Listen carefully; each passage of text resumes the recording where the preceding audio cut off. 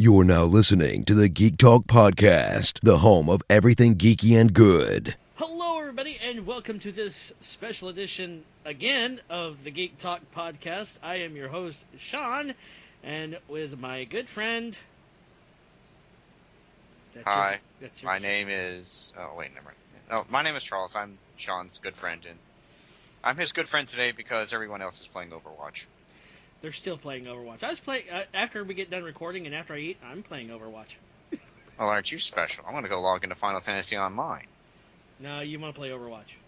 No, I don't want to give Blizzard any more money. Speaking of which, before we get into it, they've already banned 1,500 Chinese players. The Chinese or Russians? Chinese. Okay, well, that figures. I will say this, that within like hours of the game going live, they had their announcement come out for the first patch that included buffs, nerfs, and bans. I'm thinking, you may want to look at quality control in the game. I'm just going to suggest that. Well, they're doing some more stuff coming out. What, more skins? No.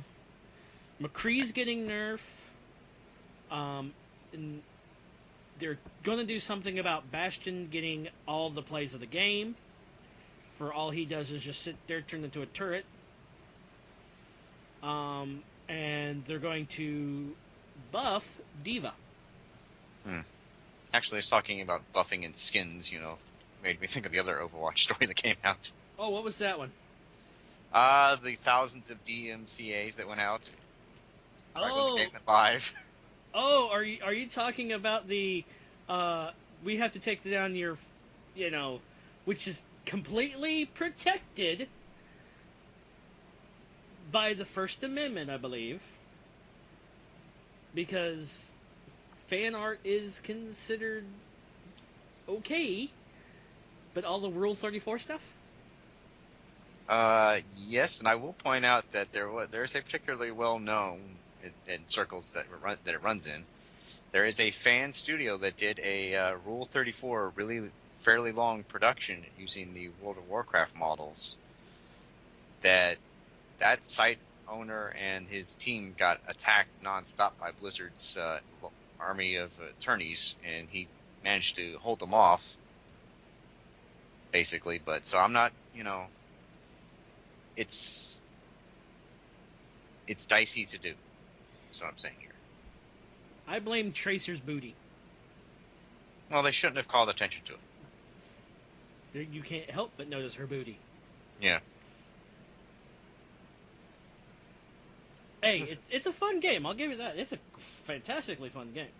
Well, after Team Fortress 2 pretty much went off a cliff into monetization and private custom servers, they needed something to fill the gap. And hats. All the hats.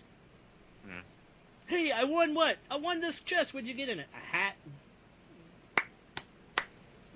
Hey, hats are big deals, apparently. I know in World of Tanks you can wear a tank as a hat. Probably won't go too well, but you can. Wear a tank as a hat? Wouldn't that be heavy? It usually results in both tanks dying, so yes, but sometimes it's just worth it, and it's also funny. When it happens, the Benny Hill music should play immediately. Actually, I think Jingles has a number of clips of that in his Why You Have to Be Mad video series. I was watching this great clip about Overwatch video, like these guys that are a team that were playing it. One of them gets the rhino player icon. He says, it looks like a dinosaur. It's a rhino. I hate it, but it's a rhino. No, it's a dinosaur. But why are you using it? Because fuck it. There you go. It's like, I want a legendary skin. I don't like it, but it's a legendary skin, so I want to use it. There's in WoW, there's an in-game mechanic called transmog. Mm-hmm. And basically what it would do is you would convert almost any item to the appearance of another item. The item would still retain its actual properties and abilities and everything, but it would look like this other thing. So in my case, I was a crafter for all my characters, so I would specialize in making certain suits of like armor or certain weapons Like you can have a really cool looking sword, but the sword is from a patch, like 2 or 3 expansion patches long ago. Mm-hmm. So it's fundamentally worthless. But if you get a weapon from the current patch, the new raid patch content, and you don't like the way the weapon looks, you can go ahead and make it look like this other cool sword we used to get. Yeah. And you can do that with armor too. So are you going to play the new expansion? No. You're not going to get Legion? I want to, but the problem is, and this is kind of, I guess the running theme is like Blizzard went off the deep end in appeasing the hardcore dedicated crowd. I started playing WoW like in the last days of Cataclysm, which was patch 4 or something other, 4.5 I think is when I started playing. Yeah. So I was relatively new, and I played all through Mist of Pandaria, and I quit right before Warlords of Draenor, which is the current expansion, came out. Mm-hmm. And I quit because there were a couple of things. One was, like I said, that I was a crafter, and you have to have professions and be a crafter, of course. But so I had maxed out all my professions. I was collecting crafting recipes. I was doing all that cool stuff. But the side effect of being a crafter was you got either active or passive bonus to your character. And some of those bonuses were really good. Some of them were not really good. I was a miner and a blacksmith for my main character. So mining meant I got a little bit of a health increase, and as a blacksmith, I got the ability to put slots on my bracers, my things that would go on my hands. Slots that could hold gems. Mm-hmm. And all the professions had something like that, something, that you could get. And the problem was the tippy top ultimate high tier raid guilds were determined to min-max everything, and so they would require all of their characters, all the people who are going to be in the raid group, to have this set of profession skills. And for a lot of those people, they just couldn't find the time, so they complained, and Blizzard just took all that ability away from everyone. Oh, man. Then the second thing was, even in the raids, understand, most of the time I did the lowest tier of raid, which is looking for raid, aka LFR. Mm-hmm. And it's the raid tier that you basically join to because your guild doesn't raid, or you don't have a guild, or it's the guild equivalent of 5 guys sitting around the table. All right, here, rolling some dice. Something bad's going to happen at some point, but you're not sure, and you're not entirely sure what. There's a 50-50 shot you might die during the heavy boss encounters, but they're not really that hard. As long as you have 15 people that are reasonably competent. Yeah. Not good, they just know which buttons to hit. So it used to be you would have all of the tiers, the degrees of difficulty in a raid would award roughly the same gear. They would just have different colors of it, basically. Yeah. Like you would have, this set of shoulder pads would drop from this boss, and they would look the same for all tiers. But the weakest tier would have, bright orange, and the highest tier would have, whatever. The problem was you had, again, those tippy top raid guilds were essentially forcing, not without coming out right out and saying it, but forcing their guild members to do all levels of the raid available to them, and you can only do a degree of a raid a week. Basically, you can only go, like, if you're going to do a raid, you can only go through that particular raid once a week per difficulty level. And obviously, you didn't want to do the higher tier ones or the one you're doing if you're gilded, so you could only do LFR really. So what happened was you'd have these hardcore guild raiders. They would come into LFR, trying to get the item to drop that they needed so they could do their guild raid, and they were getting burned out, and they bitched and they complained, and Blizzard said, "No, here's what we're going to do. We're going to take 2 things. We're going to take away all the trinkets, which can be used as part of your armor, and we're going to say none of these will drop in LFR ever again. They'll only be for high tier people. And secondly, we're going to design armor specifically for each tier of difficulty level." which basically means that other players can look at each other and now determine with a glance whether or not that person is a hardcore raider, a mid-tier raider, or just a total scrub. And in the game built all around online and anonymity, Yeah. You can imagine how well that went over. That you can look at somebody and determine, oh, I'm better than them. You can guess what happens next. The bullying and stuff, and yeah, the mocking and chat, and of course the other thing that irritated the hell out of me, and this was at least one thing that's still currently plaguing WoW that they haven't figured out yet, is that it used to be okay. You can flying is what made WoW different from everything else. Yeah.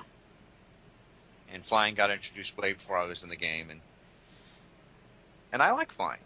I bought a lot of mounts to fly. I collected mounts so I could, because like for that one of the reasons was I liked having them all. They could fly and do other things.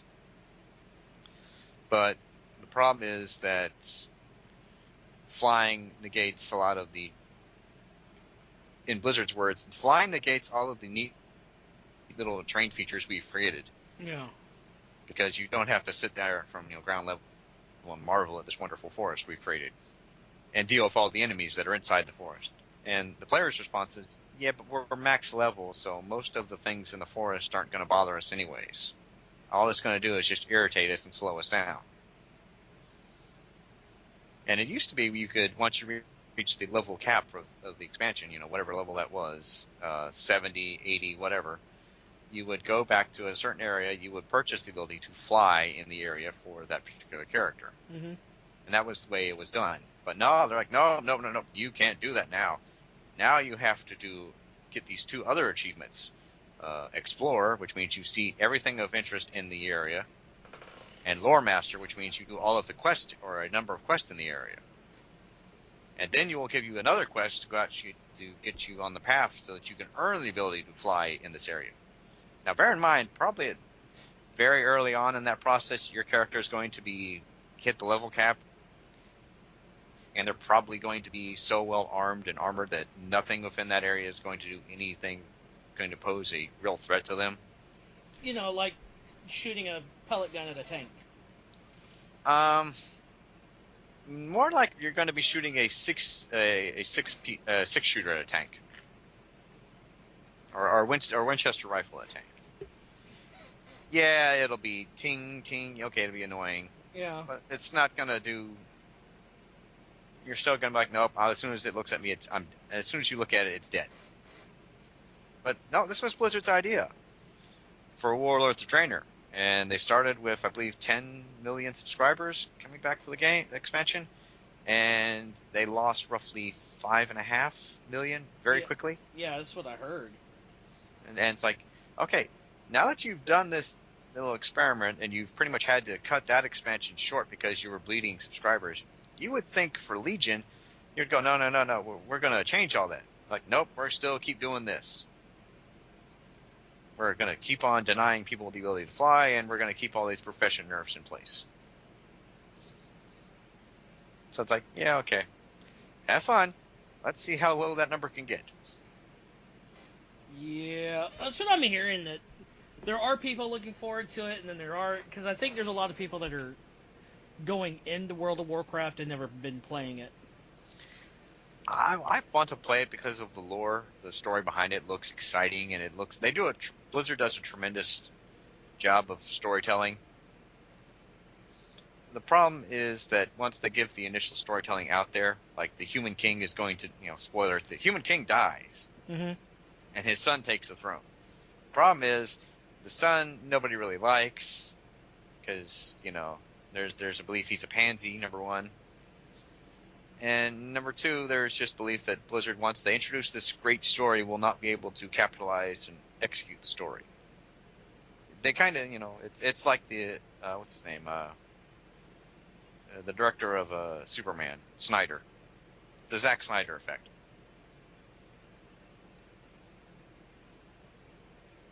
Here's this great premise, but it's not going to go well.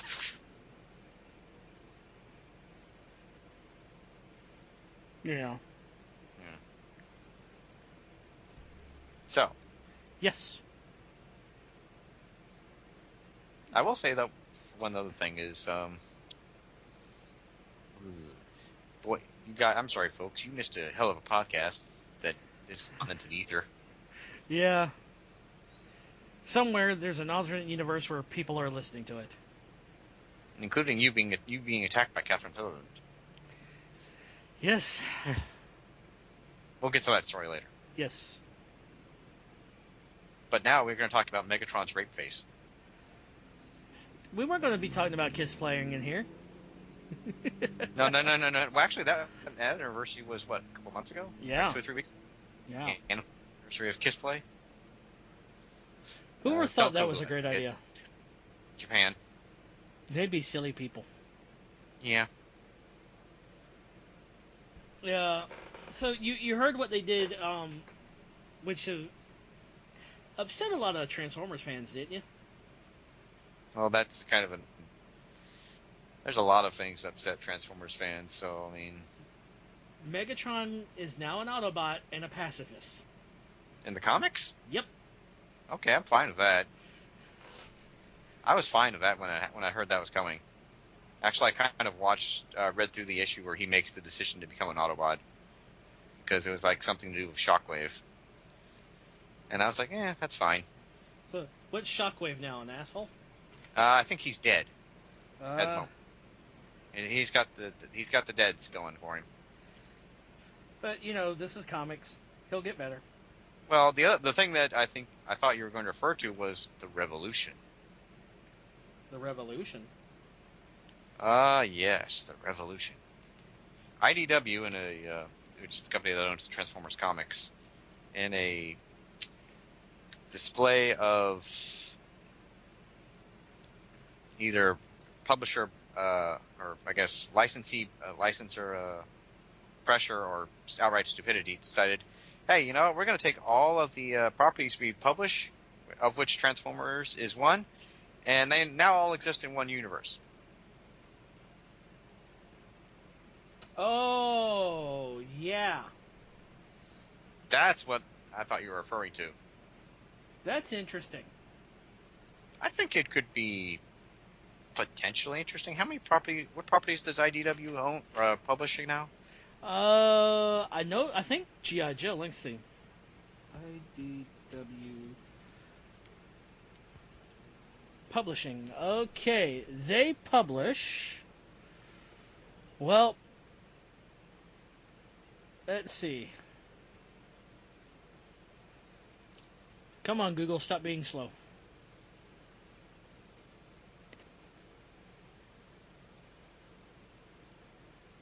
Let's try doing this. Well, let's do the shop. Maybe I can see. I see Dungeons and Dragons, Angel, Ghostbusters, Skylanders, My Little Pony, Star Trek,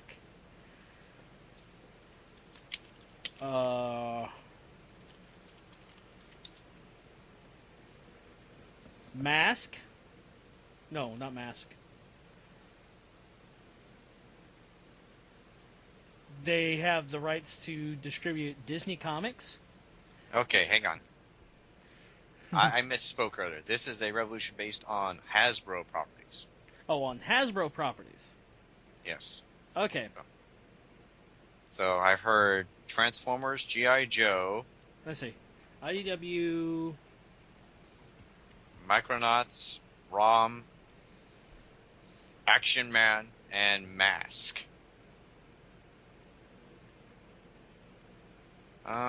I just see the picture they have here, and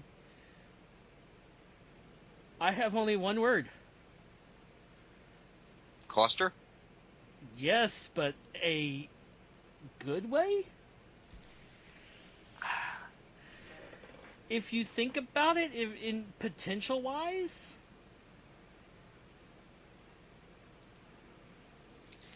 Yeah, see...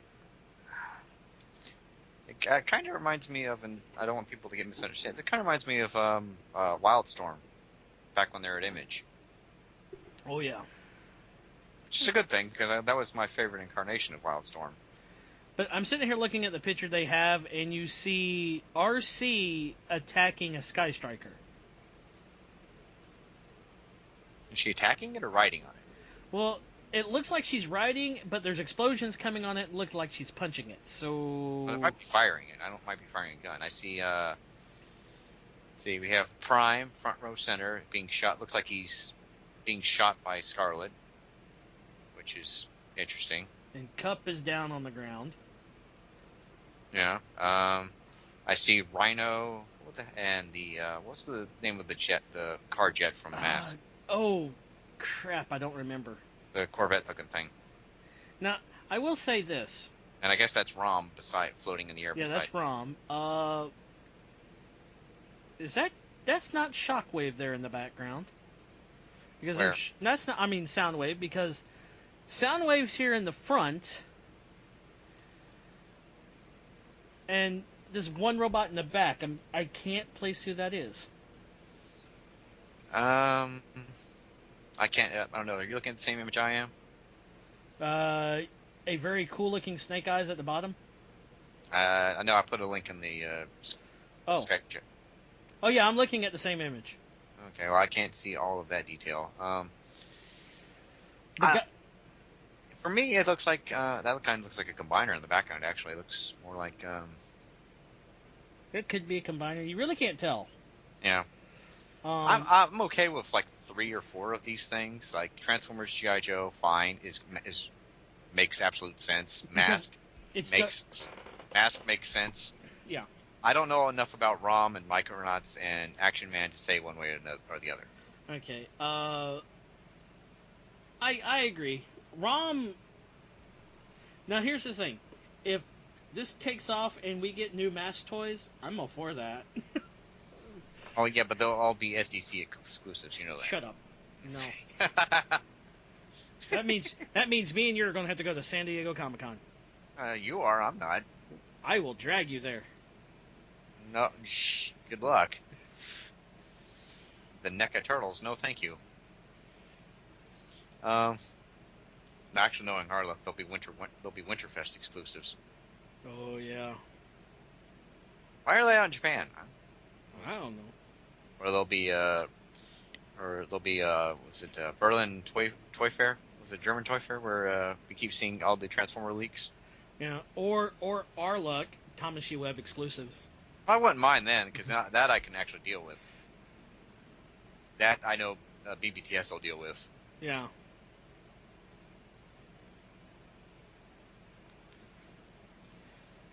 I need to get me another figure. I've been looking at. Speaking of Tamashi, I've been looking at one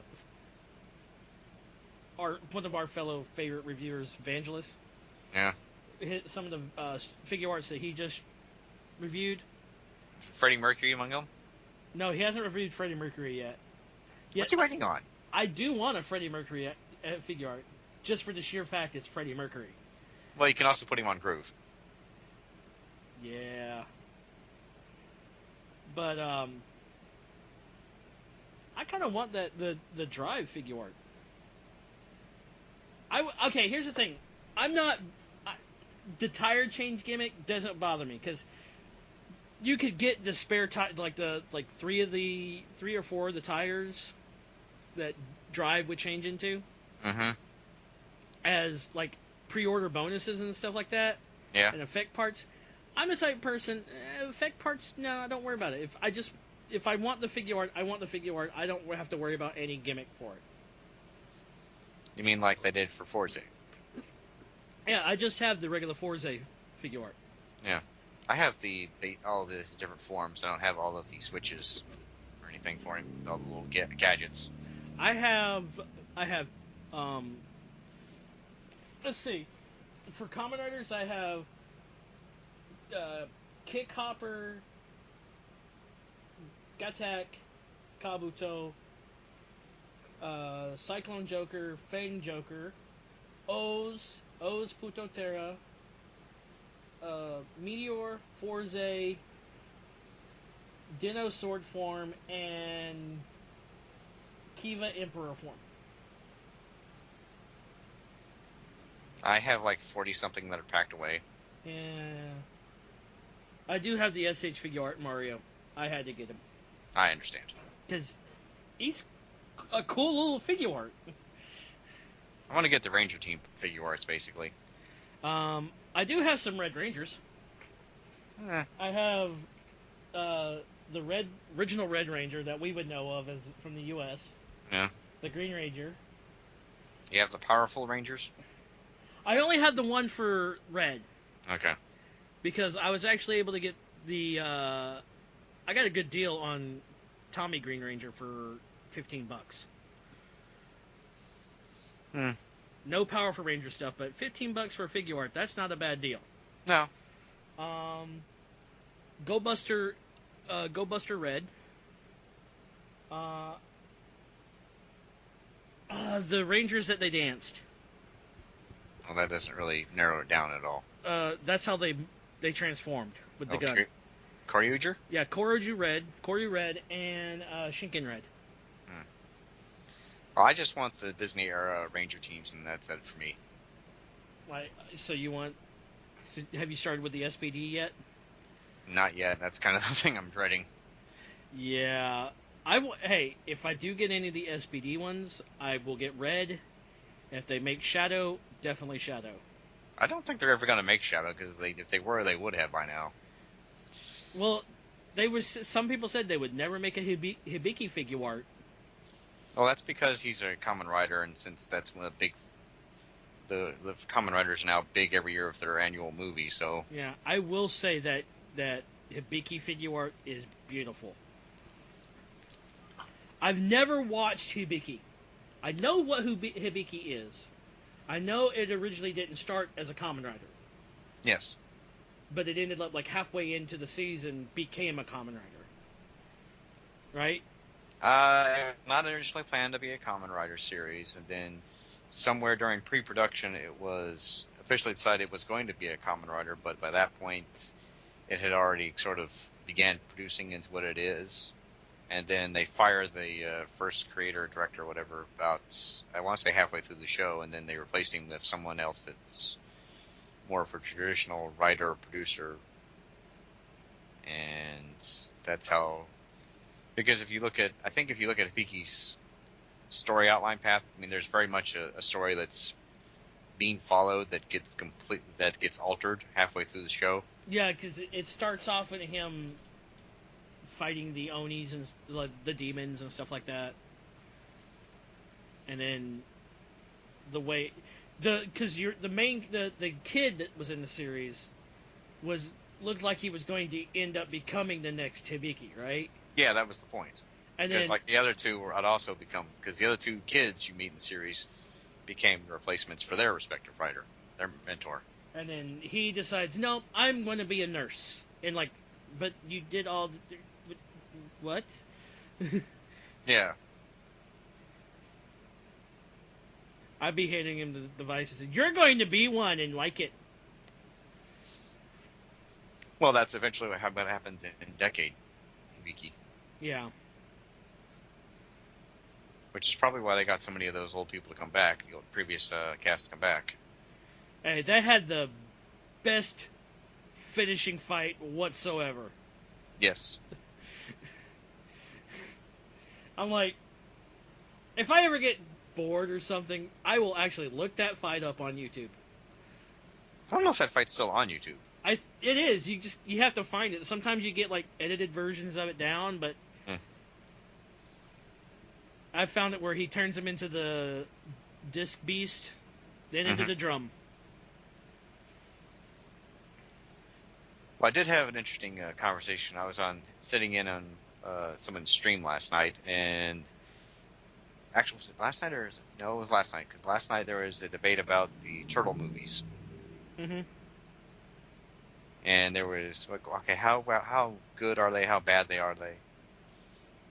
And the guy was going, yeah, the old Turtle movies were good except for the third one. I still like the Bay movie more than that. I'm like, no.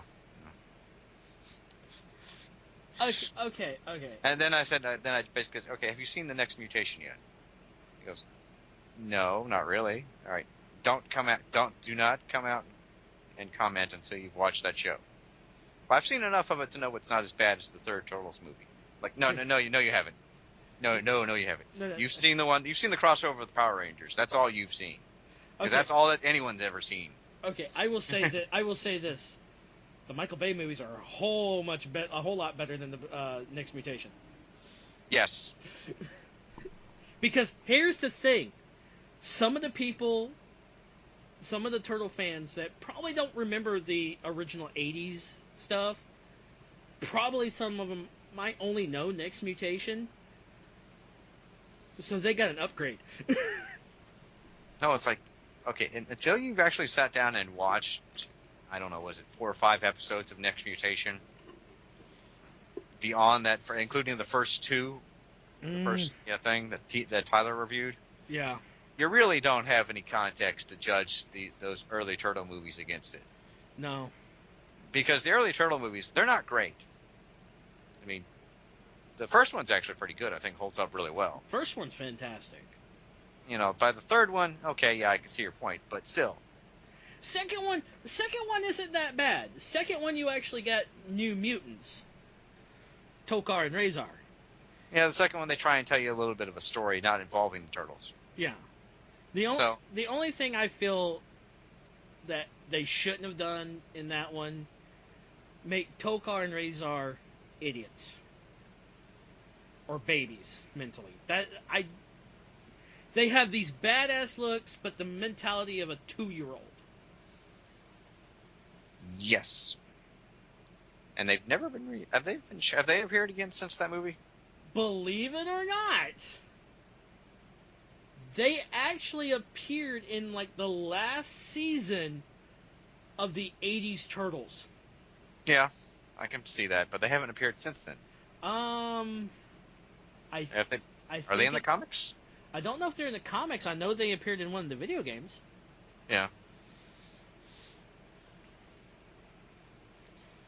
But they had these really cool designs. I mean, Razor just had that.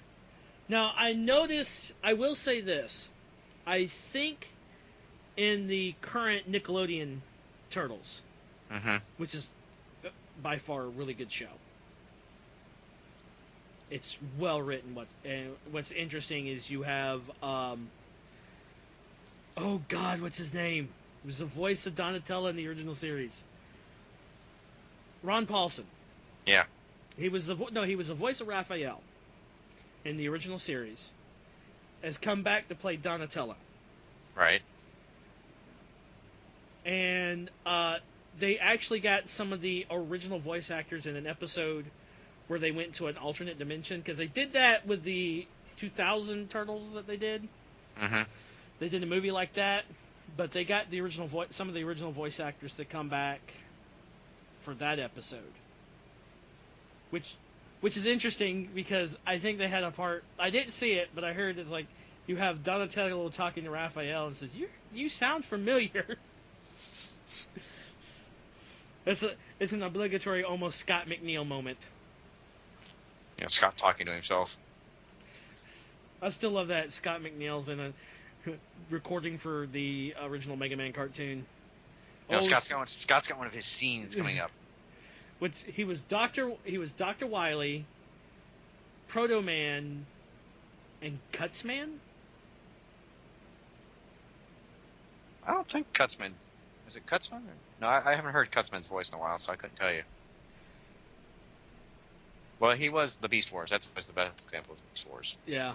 I still love in Bakan 2010. I don't know if you saw the video where they got Scott McNeil to order drive-through as his characters from Beast Wars. I'm gonna ask him about that this year when I get a chance. Well, hopefully, because he's got at MetroCon, because it's got him, Richard Ian Cox, and Kirby Morrow. So we've got the 3 of the 4 guys from Inuyasha. We don't have David Kaye. Yeah. So I'm just going to ask the 3 of them. I said, okay, in your characters from Inuyasha, can you give Sasamaru advice? Girl advice. Now, Scott McNeil, he's the voice of... Koga. Yeah, which is the wolf dude. Yeah. I can't. I haven't watched Inuyasha in so long. I can't believe I remember Kirby's the monk. Yeah. Will you have my children? Yeah. And Richard Ian Cox is Inuyasha. Oh man. All right. So my question for all of you is: since Shamaru comes to you for advice as your characters, what do you tell him?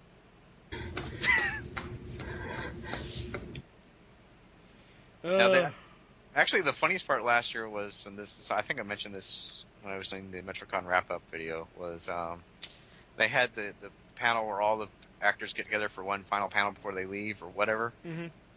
So you had Scott McNeil, Nolan North, the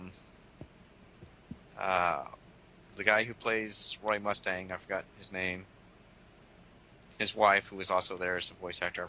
I'm terrible with names now. Erica Mendez and Carrie Kerrigan? The two actors from Kill la Kill, two lead actresses. Uh-huh. And they were bookending, so you basically had a situation where Scott and Nolan were in the middle, and then you had forgot the wife and the husband and wife, with the wife between her husband and Scott. And somebody asked this kind of it's a question that would get a deep, thoughtful answer from the panel. Mm-hmm. So Scott naturally leans up and he starts giving this answer. And I don't know if he arranged it beforehand or whatever, but he gave an answer, and the husband leaned up to the microphone in front of him and did a fart noise. Mm-hmm. So Scott naturally ran with that. So he would start talking, leaving pauses of no more than a few seconds, just enough for the other guy to put a fart noise in. And he spent this and the answer went for a minute and a half of just blah blah blah blah blah blah blah blah. That. And by the end of the time he was done, there was nobody. The voice actors were all wiping tears away from their eyes, and most of the people up front were all laughing so hard. Oh Lord! Because I was sitting there watching Erica, and Erica wears glasses, and you can see. So she's sitting here, and she's close to me, and she's turned away from the table and the panel, and she's taking the glasses off, and she's wiping the tears out of her eyes from laughing, and her face is red from laughing so hard. Oh, that would have been great to see. I'm curious who that person was. You're looking it up? Yes, I'm enjoying my web search food. Ah. Now, Travis Willingham was the guy I was thinking of. Ah. And Laura Bailey, that's his wife. That's it was. So Travis would sit up there going, he would strategically put in fart noises. as Scott's just no selling it. He's completely acting oblivious. It's you remember that scene in Naked Gun? Yes. That. Oh God. So Nolan's right beside, on the other side of Scott. So Nolan's over there just holding he's got his head in his hand, and he's just dying laughing. Oh. That sounds epically hilarious. And I really wish somebody had recorded it, but I don't think they were allowed to. Yeah, some panels you can't record anything. I mean, what was it? I know, because I saw it at BotCon. Somebody actually was trying to take pictures of the Hasbro panel. Yeah. When they were showing upcoming releases. Yeah. And you actually have people walking up and down the aisles. Mm-hmm. Watching for that. Well, the thing why that doesn't make any sense though? Why? It's because it's a toy panel. You're showing off product you want people to get excited about. Yeah. And I know that at some point after the panel's over, everyone's going to get a press packet. Yeah. But it's still, the press packet's going to have, pictures that are not completely accurate or faithful, and they're probably going to be mistransformed because, that's Hasbro. It's just, I get some things, if you don't want, secret stuff to leak out, But if it's secret stuff, don't leak it out in a public forum. Don't Yeah. say, "Oh, okay, you can't talk about any of this." It's like a couple years ago, there was somebody at MetroCon who specifically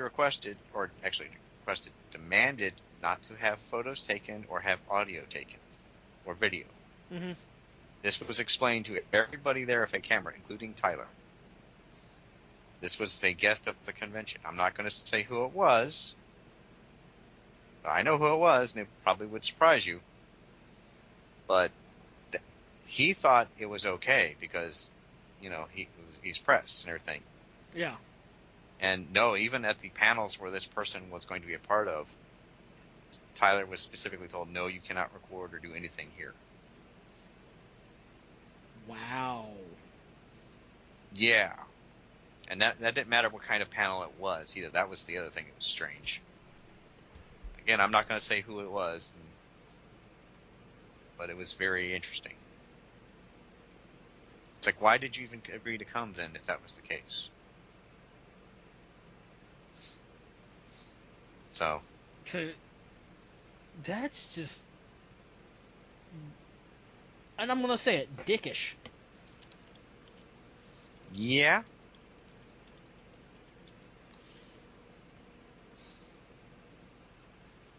Oh, okay.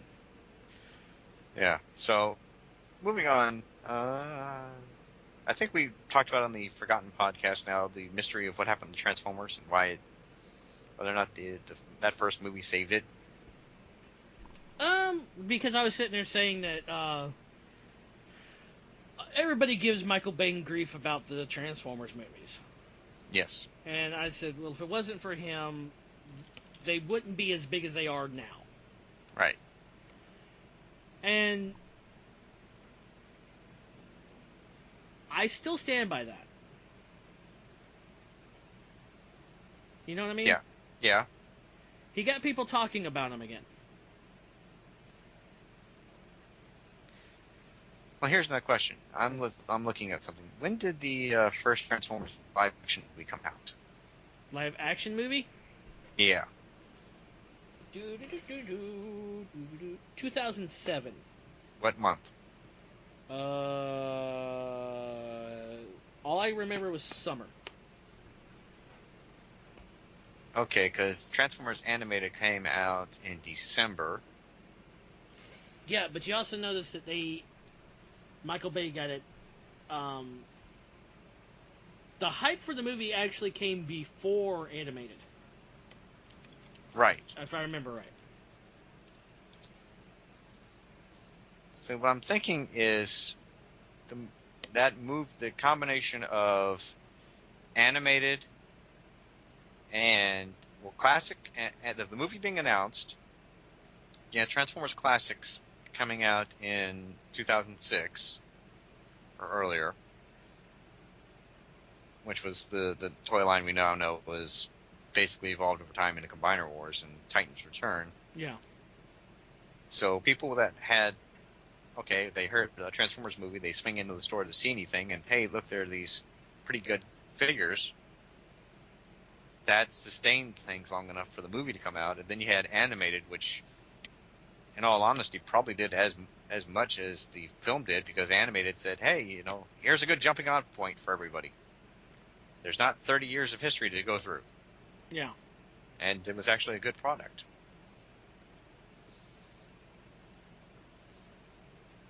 Yeah. And then, of course, it got replaced with Transformers Prime and Prime 2.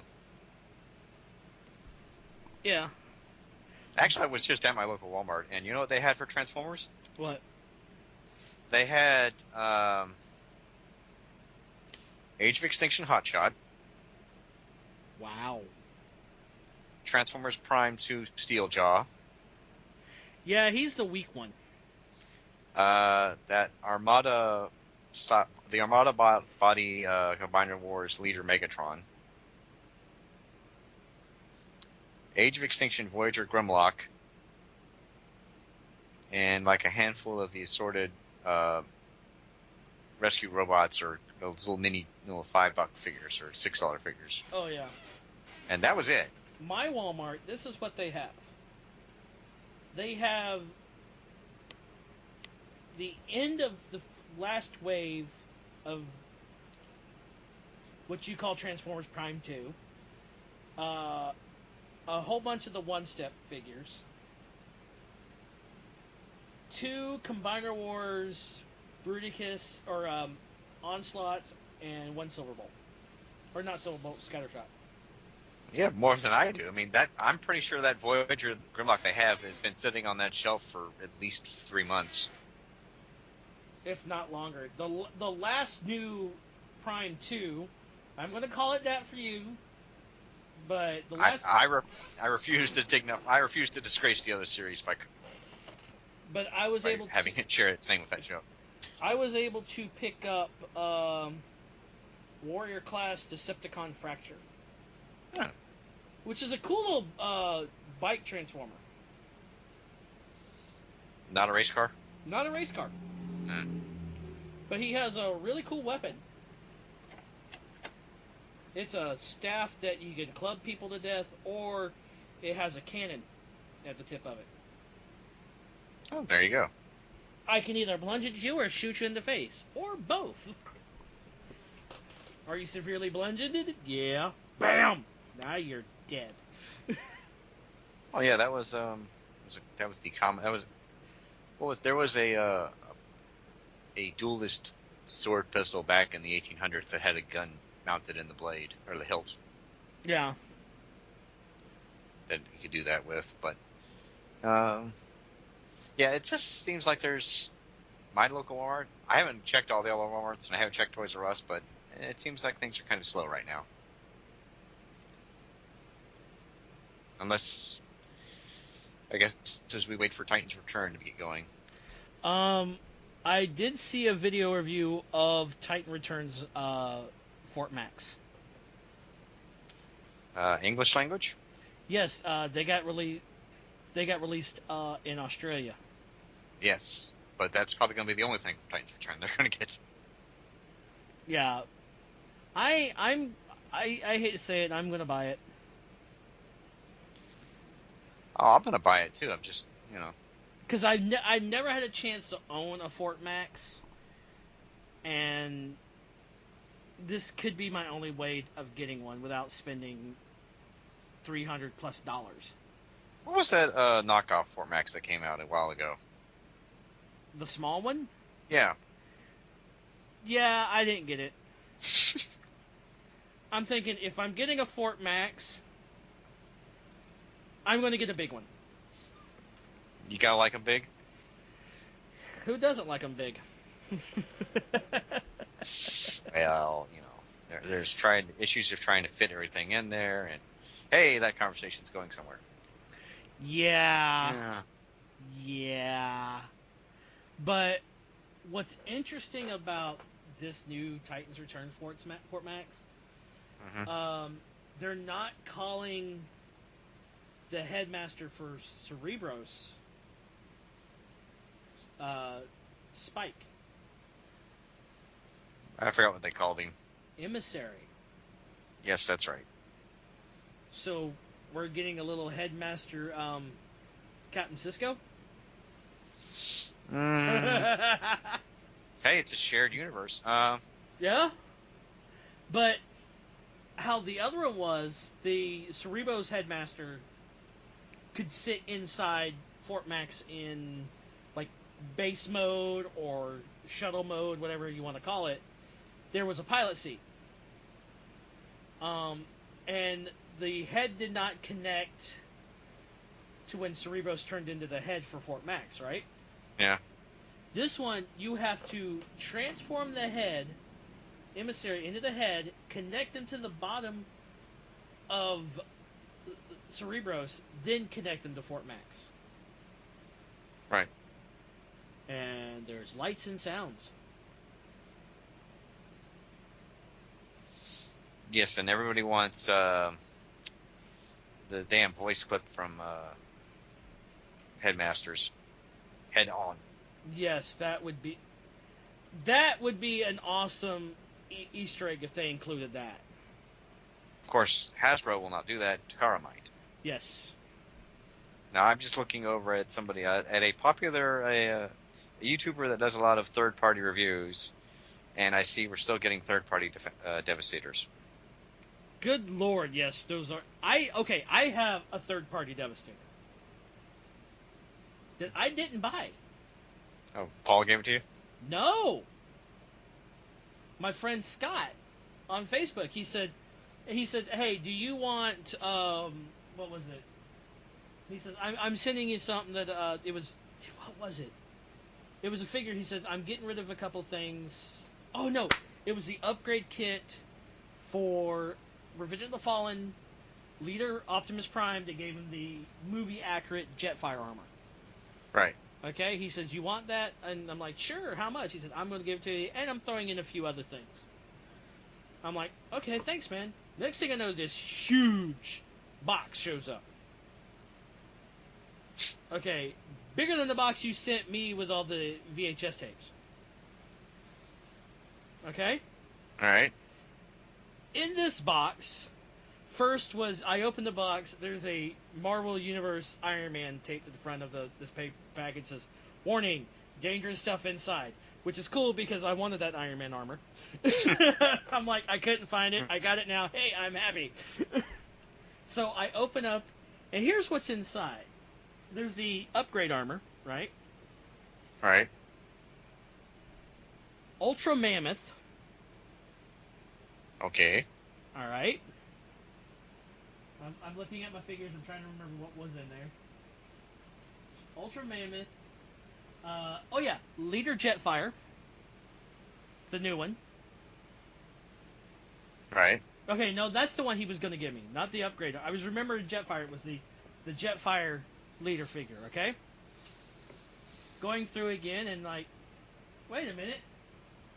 There's 3 boxes of combined. He sent me the Make Toys Yellow Devastator.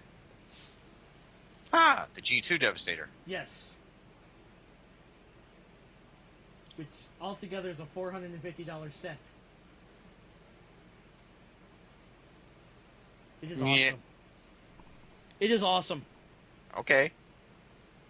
I'm perfectly fine with the Tommy Devastator and the reissue Devastator. But still, I have no need to buy the Hasbro Devastator. Well, that's why I have the Takara Tomy Devastator. Because they got guns and knees and elbows. Head, shoulders, knees, and toes. And it's still cheaper to replace than what you have. Yeah. But just to show you sheer size of how this thing is, how big this is. I know how big it is. Oh, yeah. But, hey, that's a cool gift, though, ain't it? Yeah. Very cool gift. What was he getting? Nothing. He just gave it to me. No, I mean, what's he getting to replace it with? What's he was cleaning out? Or... I think he got the Hasbro one. Oh. But what's interesting, the reason he gave me the Jetfire is he ended up getting 2. At least he didn't get Kronos. Kronos, yes. I'm still happy I found the leader Skywarp for $35. There you go. Let's see, what else? What were we talking about in the Forgotten podcast that went into the ether? Oh, the Power Rangers thing. Oh, yeah. Now, this is where we sit back and have story time with Sean at a convention. Yeah, getting made to go talk to him. Yes, that's right, folks. Sean had to be physically dragged by another Power Rangers actress to go talk to Power Rangers actors and actresses. Because I decided, hey, they're busy. I won't mess with them. Yeah, I tried to set up interviews with Power Ranger actors, and I was at this convention in Orlando called Ranger Stop, which I'm going to try to go to this year. I wish I went last year. You want to know why? Charles, you there? Oh. I wanted to go last year because they had the anniversary of SPD. They had all 5 original SPD actors there. And that would have been fun to go see. That's the one I would have wanted to go see. Because I think they just had Matt Austin, who played Bridge, a while ago, years and years ago now, put on Twitter, said, hey, if anybody wants to craft the last SPD story ever, do it, send it to me, and maybe we can get a cast reading. And I remember because I was talking, I tweeted to him at that point, says, and please make sure it's PG. And he retweeted that out. Gee, you don't think anybody would send him a slash fic, do you? I was more worried about the others, the slash or porn fic, yeah. Yeah. I mean, that's like one of the few times I actually get to talk to the actresses, because I talked to Michael Chatroot back when they were doing the Super Mega Force thing. The casting members were flying Fast and Furious. Yeah. And Mike was Lightspeed Blue. Yeah, okay. And I asked, did they call you? He goes, nope. Actually, no, he said, yeah, they called me by phone. That's what it was. And I was like, really? Patel? And he's like, and he goes, yeah, I was as surprised as you are. And they actually called him. Yeah, some of them, they get the call, they're getting things together, and then they get the call again and say, yeah, we don't need you. Which is why Blake Foster was upset. Because he put that out there on his Twitter. That's why one of the reasons why Karen went crazy. Well, no, she didn't go crazy. She just let the cat out of the bag on her internet show on Blog Talk Radio. If you're going to go look that up, that's fun.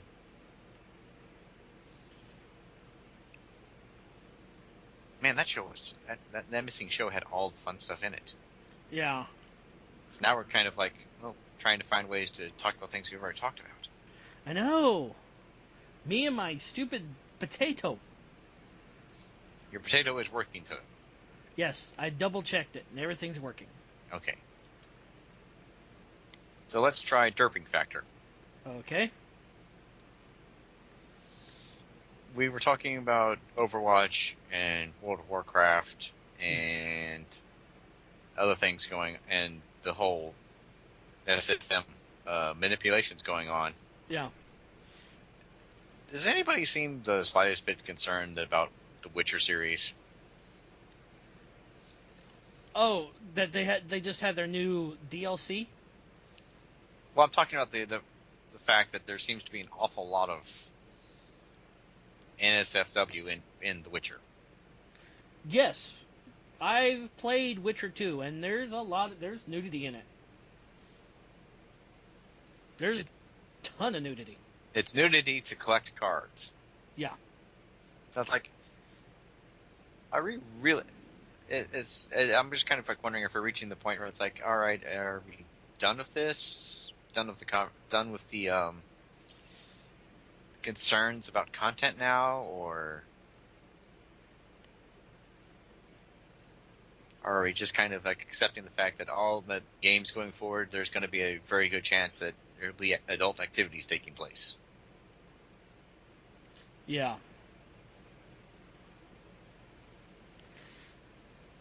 Yeah, there's like,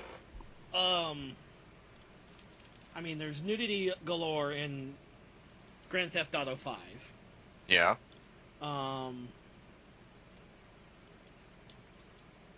got The Witcher with nudity. You got...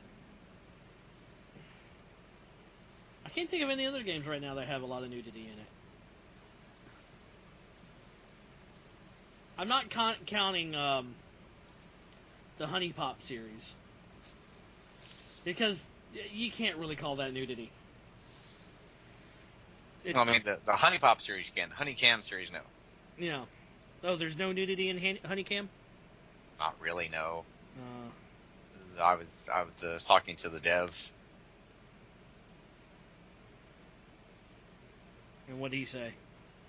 Basically, the devs Is it the dev or is it Brittany Lotta who's like the Audrey? Basically, I think the dev said that there's less nudity in Honeycam than there is in most major titles released nowadays. Oh, damn. But it's still banned on Twitch and some of the other places. I know Beam and YouTube, I think you can still play it.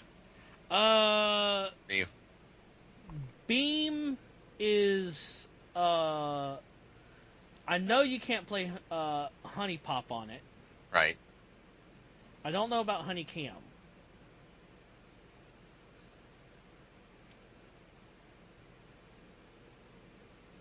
Yeah, there's a lot of things you can't play on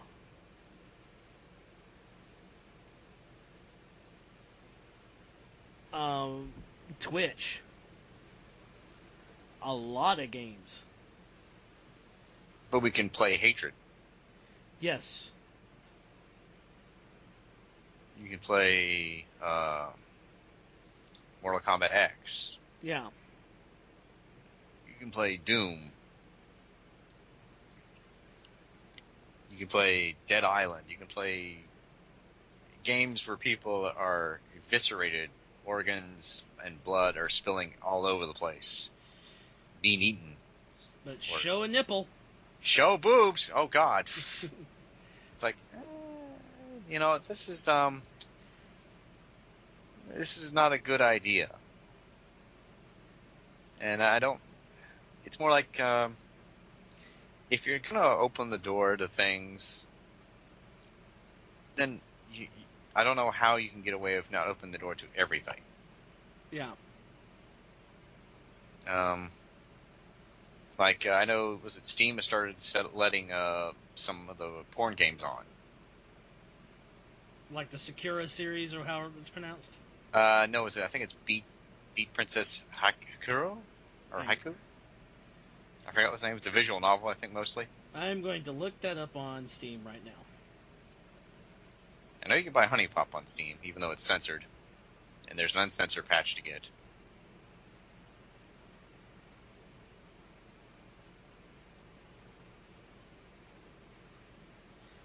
Nope. Is it spelled B-E-A-T?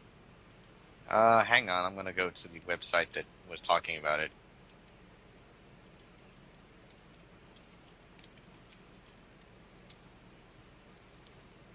I know that it got, hang on a second. This is thrilling audio. Yes, very thrilling. Stupid.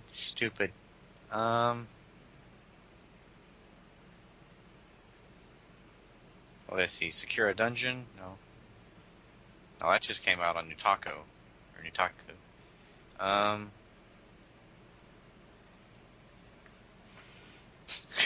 Okay.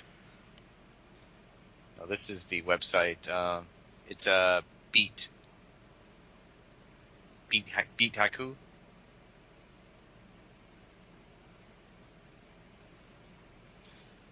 So anyways, there's that site. But I know that they were at some point talking about putting some of the more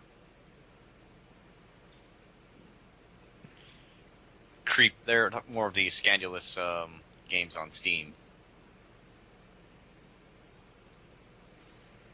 Okay. Ah. Okay. Yeah. But, you can't play those on, Twitch or anything like that. No, which is kind of like why I'm wondering, okay, so how long before that gets changed?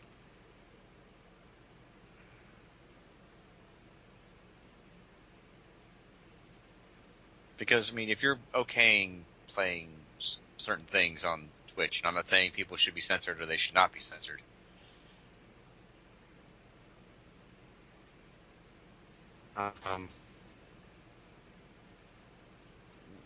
Where do you draw the line?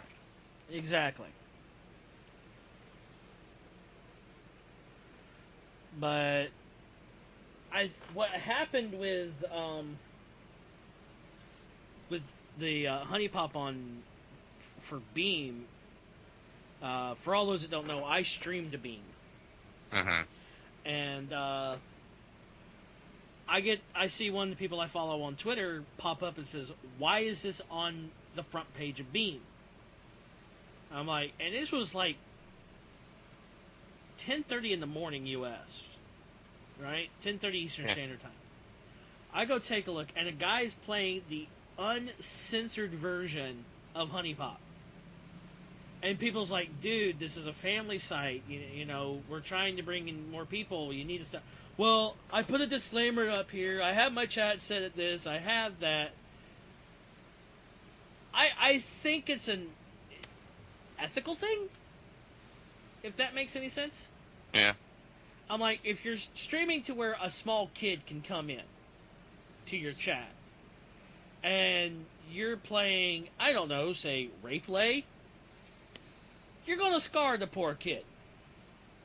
Yes, but it's at his responsibility that the small kid can get into his chat, though. Yeah, well, because Beam now has it. If you pop into a stream, it says this has been labeled mature by the streamer. You know, if they don't click it or something, they can't continue with the stream. Yeah, so it sounds more like that's up to the. I don't want to put it out there, but like the player, at some point you have to hope that parents can take responsibility. But see, that's too much like parenting. Yeah. Now the other thing that I find absolutely hilarious about this is that the models in Overwatch and even I guess the live action porno equivalents of them for all these little parodies that have been popping up. Is it just me, or is it just like the casting and the costuming fitting the character better than what you would get if the material was treated seriously? Yeah. It's like, and I know that people don't hire porn actresses based on their acting ability, okay? I'm not suggesting that looks anything is even remotely the case. What I'm saying is you have what people, I guess, for a long time there was always a belief that the female characters in comics were always idealized and overtly sexualized. Yeah. I know if like Gen 13 long ago, like the bodies of the girls were all modeled after various supermodels. Yeah. And I'm not saying that's a good thing or a bad thing. I just think it's hilarious that they can go out now, they can find an adult film star that looks reasonably close to what the character looks like, put them in a costume that's kind of what the character would wear, and say, hey, look, dead ringer. I just think that's utterly hilarious, especially as we now strive towards the age of, well, let's not over-exaggerate things and let's try and be more realistic. I'm like, no, it's not happening. Yeah. So, now, we did want to talk, guys, about that Power Rangers movie, though. The new one? Yeah. Well, the two movies in the calendar. Yeah. The two. Which two movies? We don't talk about the Turbo movie. We're going to talk about the Turbo movie because I think the Turbo movie has a very good chance of being better than the actual new movie coming out. The Lionsgate Power Rangers movie with Power Rangers that look a lot like Iron Man. Yep. And a Space Witch that looks like the Hunger Games. Well, it's the same actors. Like I said, it looks a lot like the Hunger Games. Yeah. Okay, I know we're giving it grief because of it could be a good movie. It could be. It could be Masters of the Universe too. Oh dear Lord. No. I don't want people to get upset about that because Skeletor from that movie was badass. Yes, he was. He was the scariest goddamn thing in the entire movie. He-Man, on the other hand... Well, he was scary for a different reason. Yeah.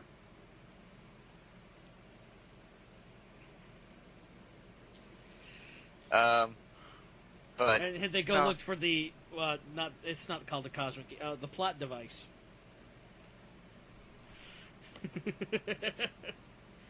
No?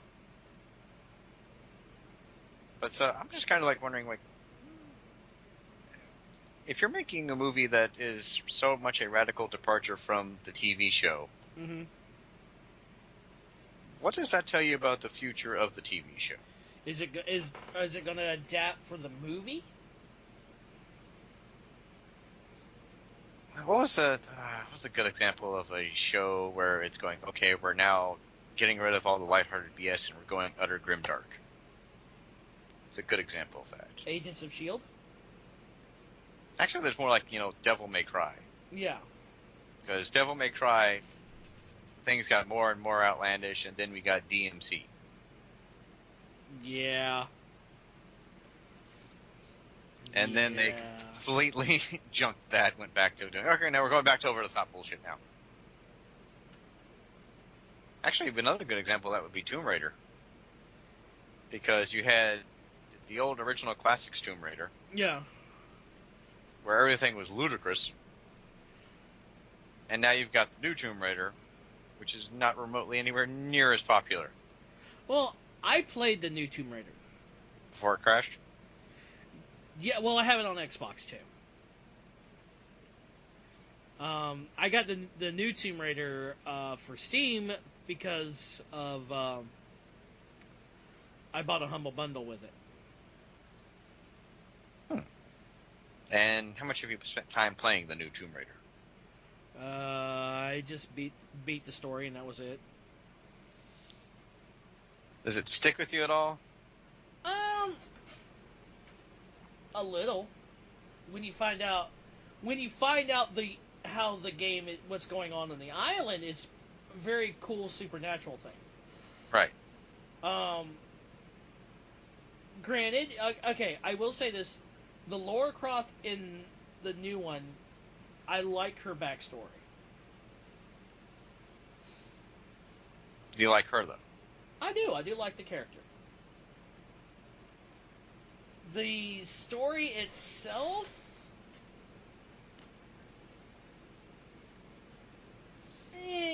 not so much.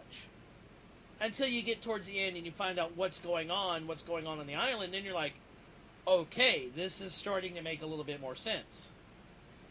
I mean, why did they kidnap the one person on the one survivor? Why isn't anybody leaving the island? And then you find out it's because this woman who died centuries ago didn't get not reincarnated. Her soul wasn't transferred to another vessel. And technically she's still alive inside of a dead body. And she controls the weather. Okay? Right. Did you get that? Yeah, that sounds about right. Okay? One of the cool things I did like in that game, because in the first ever Tomb Raider, Lara Croft had no problems killing anybody, right? Nope. The new one, you actually got to see when she actually did have to kill somebody, she got sick. She's like, what did I do? Why did I do this? I killed somebody. I took another life. And I think that's actually a good storytelling element. Seeing somebody's reaction to having to kill somebody for the first time. Excuse me. You know what I mean? Well, I kind of like the other. I like the old Lara Croft that didn't give shit one about having to kill other people. Now, I hear the second one is actually really good. Yeah, well, hopefully, unlike Leo, Laura is not molested by a bear. Oh. Now, if you're into that sort of thing, I'm sorry. Just the bare facts. Yeah. Ooh, we got a reveal in the new Bumblebee. For the movie Bumblebee? Yeah. Oh, okay. Does it look like Bumblebee? Hang on.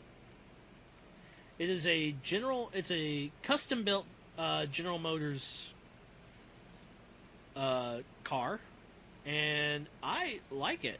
Hang on, I'll give you the link so you can see so I can get your opinion. Where's that? T-Formers? No, Facebook. Oh. God damn it. The facing books. Yeah.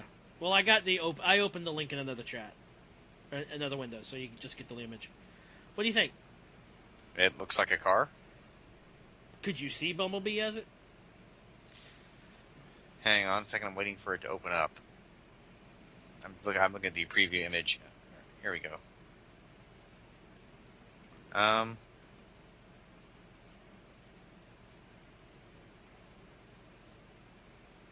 It's another Camaro. Yeah. I'm gonna be honest, I'm not a big giant car person, so they all kind of blend together after a while. Yeah. Is there really any giant difference between this and previous versions? Yes, there's like the whole front end section is completely different than the original.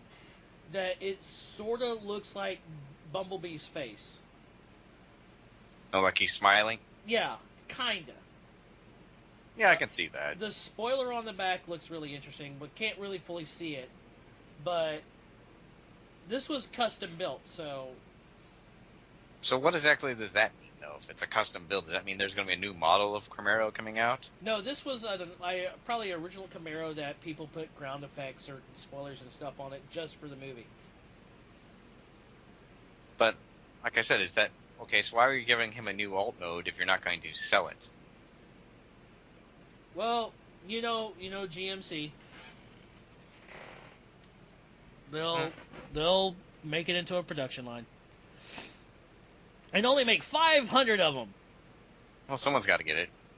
Kind of like, did you hear about the Trans Am 75? No. Or 77? Only 77 of these Trans Ams made, and they were made from the specs of the Bandit's car. Oh. And Burt Reynolds oversaw the production of it. Oh, that's interesting. They're saying that Anthony Hopkins is now going to be on Transformers 5. Anthony Hopkins is going to be in the new Transformers 5. I don't know how that goes. Is he going to be a human character, or is he going to be a voice? Kind of hope he's a human character. Is Shia LaBeouf coming back for Transformers 5? Probably not. Is Mark Wahlberg coming back for Transformers 5? Yes.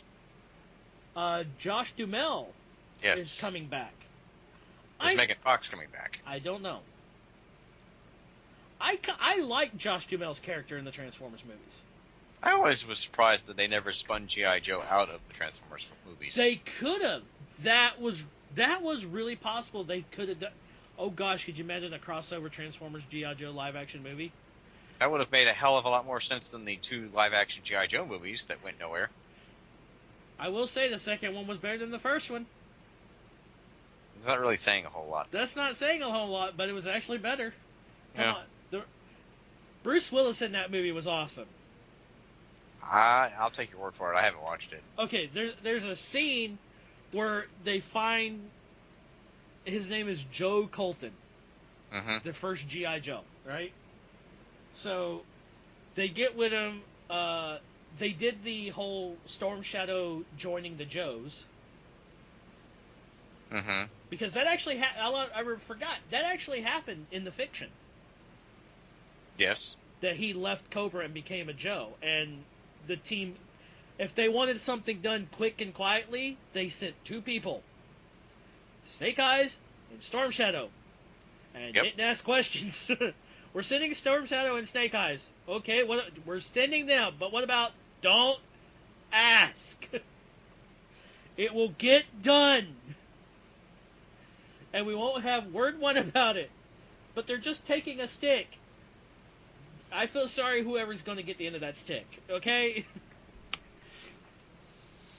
But there's a scene where they're like, okay, we need weapons. And Bruce Willis' character says, I got you covered. He goes into the kitchen, and he starts opening the cupboards and the pantries. There's guns everywhere. opens the refrigerator and pulls out a huge gun rack. Opens the stove and there's guns and there's grenades in the fruit basket. He must be. Are you sure he's not related to Bert? Maybe. But then I realized it feels like he carried that character from G.I. Joe over to the movie Red. I haven't seen that movie, so I don't know. Red is. I won't tell you something. Red is a fantastic movie. Wreck or Red? Red. Here's who you have in it: Bruce Willis, Morgan Freeman, John Malkovich, Mm-hmm. Helen Mirren. I can't pronounce her last name to save my life. Okay. Right. The guy who played in X-Men 2 Stryker. Okay. Him.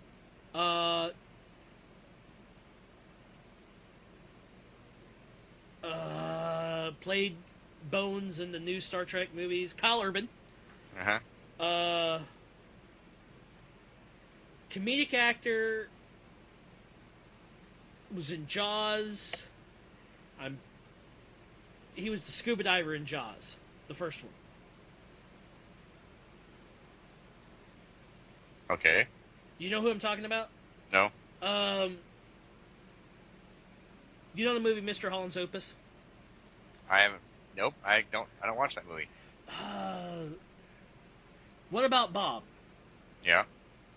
Richard Newman? Richard Dreyfuss. Dreyfuss? Yeah, Richard Dreyfuss. Yeah, that, and Ernest Borgnine. Is he still alive? He's still alive.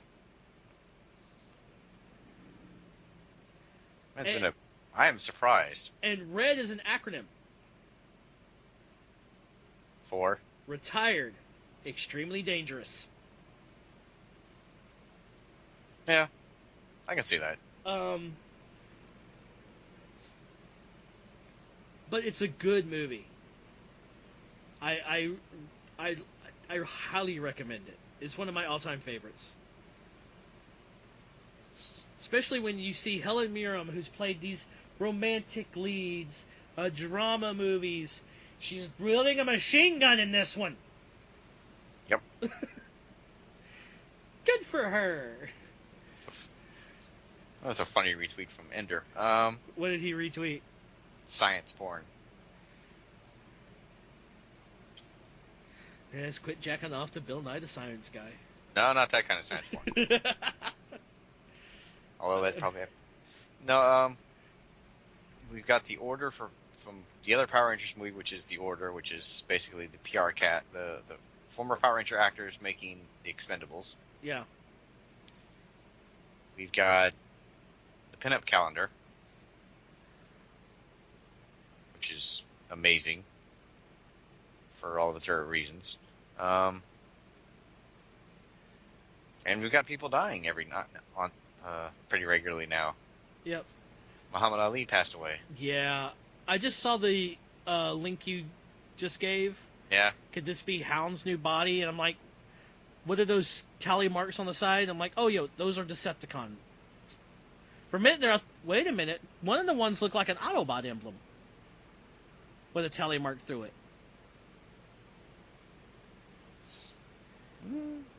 Well, he did, how many did he get, he even used his cigar there at the end. Oh, come on. That fight was hilarious. Round's empty, boss. I'm a fat ballerina. Instead of pirouettes, I'm slitting throats. John Goodman, great cast part for that movie. But not as good as his role as what's the name of the character he played in the dude. Oh, I have. Oh, the bowling guy movie. Do you know I've never psychotic Vietnam dude. Do you know I've never seen that movie? Oh. It was on my queue on Netflix and they took it off. So I might have to download it from some kind of website. Might have to acquire it through other means, what you're saying. Yes. Because we have no idea how to download anything anymore. We're idiots. Yep. You can prove it by listening to this show. Yeah. Speaking of that, did you hear about Rose McGowan? Is she back with Marilyn Manson? She's upset about the X-Men movie. Well, that's pretty natural. Everyone should be upset about that movie. For one reason and one reason only. The billboard shows Apocalypse holding Mystique by the throat. And she says this is depicting violence against women. Well, yeah. Apocalypse is going to commit violence against everybody. That's what he does. Yeah, and us feminists should be against it, and then there's feminists that are out there saying, Rose, you need to shut up. Now, correct me if I'm wrong, but wasn't Rose in the movie where she had a machine gun for a leg, or a cannon for a leg? Yeah, it was one of the Grindhouse movies that Quentin Tarantino did. Yeah, I kind of think at that point you get to forfeit the women card. That's just... Yeah, hey, I'm all for feminism. I'm all for equal rights, but when you take things a little too far out of context, everyone has a line and a point. Yes. You can rally cry all you want when the people that you're rallying crying saying, "Hey, you need to chill." You need to chill. It's like, you know who else hates the Westboro Baptist Church? All the bikers? Besides them. Okay. The Ku Klux Klan. Yeah. You know you're doing something wrong when the biggest group of racists hate you. Right? Well, there was a great story, I forgot what it was about, but the Westboro Baptist Church went out to do one of their usual protest things. Yeah. And they had parked where they were going to park and to go do what they were going to do. Mm-hmm. And while they were parking, all the surrounding townspeople moved in and basically blocked all of their cars off with their cars. And the Baptist church people came back to find all of their tires slashed and various other injuries done to their vehicles, and nobody saw anything. Oh, boo-hoo. Yeah. Excuse me. Bless you. Stupid allergies. I'm seeing if Ega Devil has anything up here aside from his normal stuff. He hasn't updated his blog in a while. I'm also in the process of checking the weather. Because, unfortunately, me and Charles live in Hurricane Central. Oh, we're going to be fine. I think. Well, it looks like it's going to skirt past you, and it's going to go far away from me. Amazing. What is it? Tropical storm. Okay. Does that mean I have to go to work tomorrow?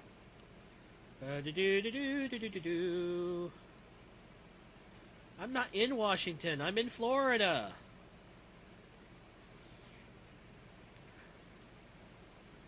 Can I zoom out?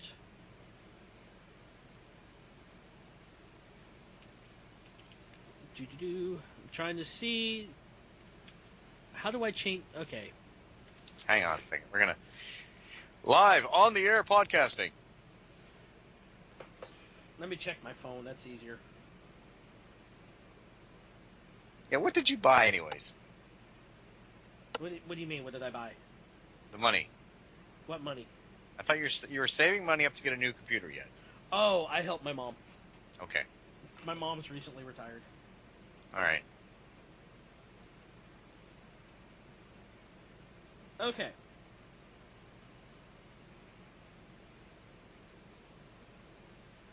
The cone has it going by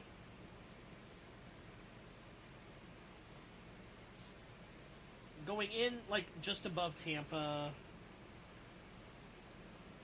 And you're in Tallahassee, right? Shh. Oh, sorry about that. Yeah, the cone isn't even anywhere near that. Looks like Jacksonville's going to get it. Oh, good. I hope everybody in Tampa is safe, though. Yeah. Isn't that where TJ is? Near Tampa. Same with my friend Joe. You know, when I look back at the Transformers stuff, we met on TFWire. Yep. Which, I'm sorry, Kilby. TFWire was still the first Transformers podcast. You took 5 years off. You took 3 or 4 years off between shows. You don't get to be the first one now anymore. But you and I met there, and we thought about all the people we ended up meeting from there, like Alex. I haven't seen Alex in forever. Yeah.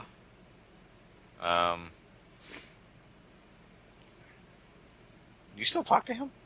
Nope. Oh. Why not? Falling out. That was years ago. At this point. Yeah. They still want nothing to do with me. Alex, Anthony. Nope. Toya. I'm starting to re-talk to him. Okay. But the other ones, nope. Alright.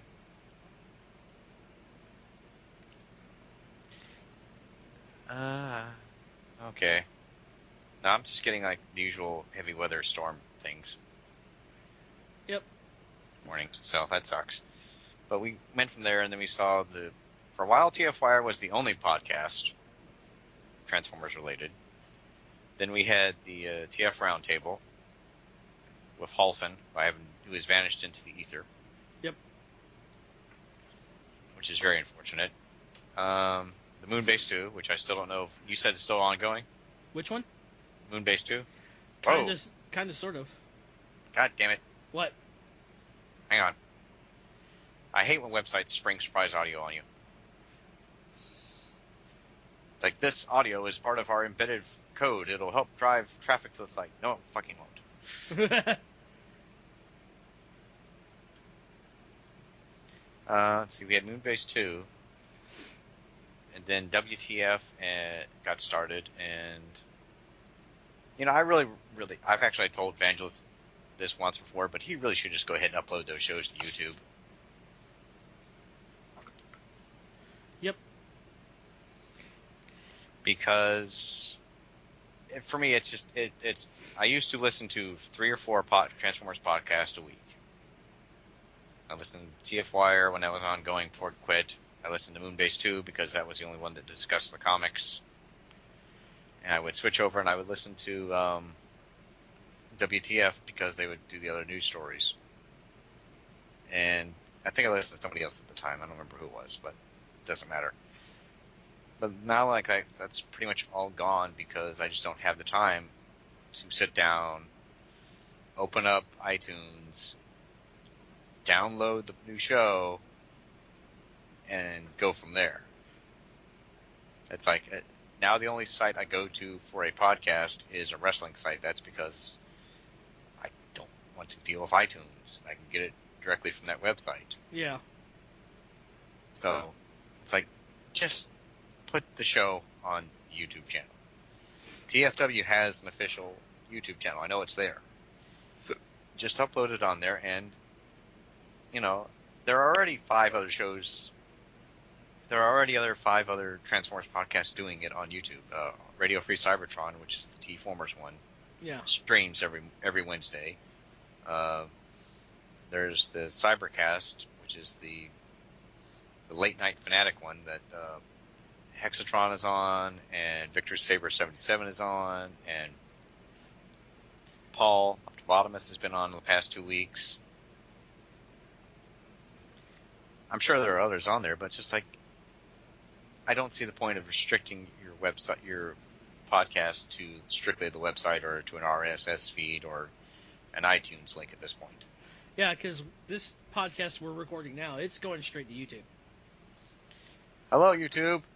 I welcome all of your complaints about how much I suck. He doesn't suck. No, you haven't seen me play World of Tanks. I suck. Nah. I've got my 47% win rate, and I'm proud of that. Now, that's actually an interesting topic, because that's... Okay, I left playing WoW years ago, and I started playing World of Tanks because my buddy who got me into WoW, he started playing World of Tanks, and he left before I did. And I play World of Tanks, and then I start playing a new game, Armored Warfare, which is its own host of problems. And I play World of Warships, and so I've downloaded MechWarrior Online. I haven't set it up all the way and everything, but so I'm playing all these various online PvP player versus player games. And you know the one common trend I'm noticing? What's that? That the North American server cluster, which is for people like in the U.S., Canada, and some of the other places, generally the sheer number of players on the North American server cluster is lower no matter which game, and the level of play is lower no matter which game. And I was talking to the person who covers esports for Gamer Assault Weekly, and they basically said, yeah, we're good, but we're not where we should be for our level, for the amount of people we have playing. And I always put that down to, okay, so we don't have enough good players, or we just don't care enough? And that's what I'm trying to figure out. I have a feeling it's just the case that there's so many people here that they just don't care, or they don't have the time invested in becoming amazing at playing the game. Yeah. They would rather, okay, let's play and have a little bit of fun for about maybe a few hours, and then we're going to go do something else. That's at least what I think. I don't know. So I started playing Final Fantasy: A Realm Reborn, which is fine because now I don't have to be. I used to be very competitive, but now I've kind of made my pace. I've made my peace with last place so long ago, it doesn't bother me anymore. Right? Yeah. What are you getting distracted over there with? Nothing. Just trying to keep from sneezing. Well, sneeze, damn it, sneeze. Thank you.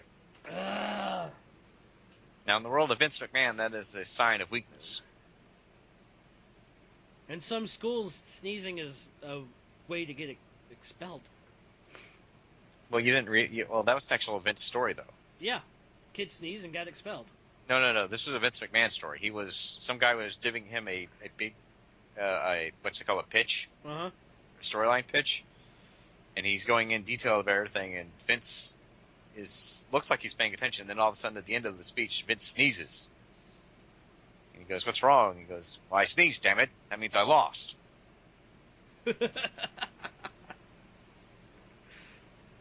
Like, he hates sleeping because it means he's not in control. Aw, Vince is weird. Vince is very much the crazy old man that is... Yelling at kids to get off his lawn. Well, I guess Vince had a rough life growing up in a trailer park where he was probably abused physically, mentally, and possibly sexually by his parents. Yeah. At least that's the story. Really, his only way out was those Looney Tunes cartoons. That was his only place he could find escapism. So when he grew up to take over the wrestling business from his father, he never wanted to be the wrestling promoter. He wanted to be regarded as being on par with all these Hollywood types, all the entertainment types. That's why he never refers to pro wrestling. He refers to sports entertainment. And now he's still at that point where he thinks he can fight with his audience and win. Or he can dictate to his audience about what they want.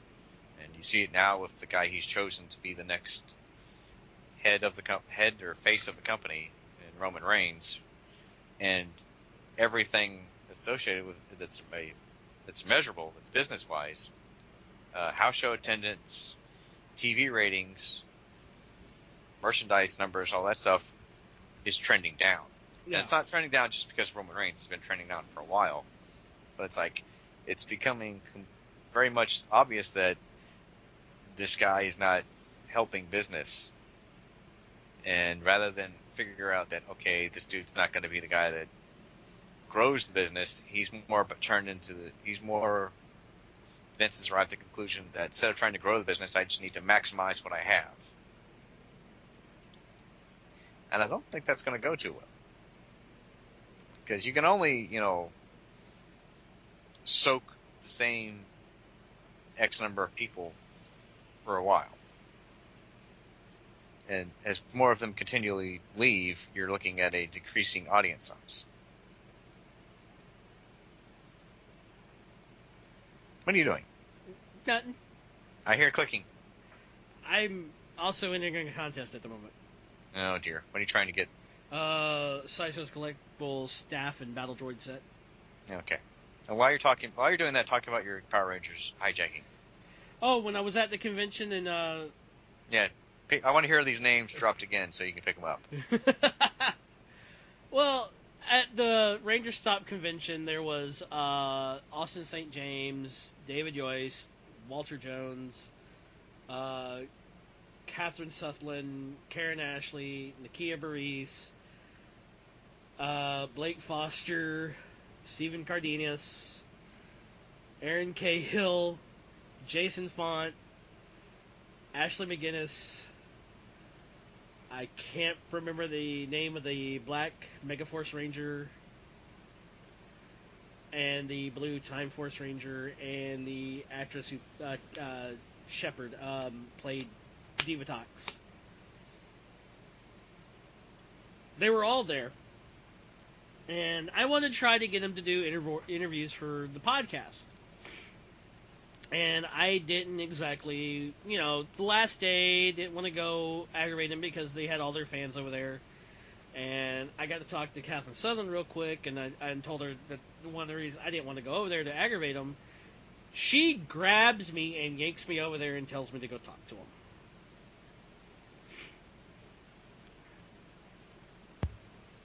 And? I got to talk to a bunch of them, hang out No. with what?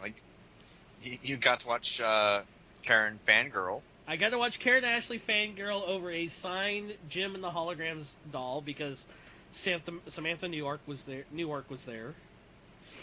Which we were talking about the new Jim movie and what they did to her. Well, at least she got a new doll out of it. Yeah. You got a Facebook friend out of it. Oh yeah, and I can't remember. Hang on, maybe I can find the. It's in the chat. Oh, it's in the chat. Azim and Hillary Shepard. That's who I got to meet. It was interesting. It was a good time. Now, why did he want to be your Facebook friend? Because of Loot Crate. Got to get that plug in there. He saw my Loot Crate and shirt, and he joined up for Loot Crate under me. So there you go, folks. See, Sean knows people. I do. They don't know they know him, but he does know people. I know lots of people. Some of them claim they don't want to know me, but that's another story. Well, I mean, it doesn't happen lately. Let's see. And then, what's the other thing we're going to do here? Oh, the Common Rider to the Bug People. Now, is Ghost still on it? Is still airing, right? Yeah, he's about to get his final form. With the all-in-one, I'm going to jack you up. Oh, no. There's another form after that one. What's it called? Infinity. Didn't they just do Infinity for Wizard? Yeah. Hang on. I'm going to go to Reddit, because there's image on Reddit with it. Yes, I'm on the Kamen Rider subreddit. Shush. Okay.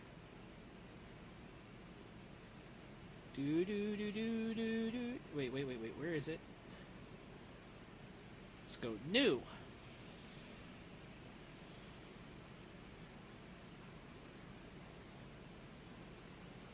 Okay. I got the link so the audio doesn't come through the podcast. But here's a video of him getting his power.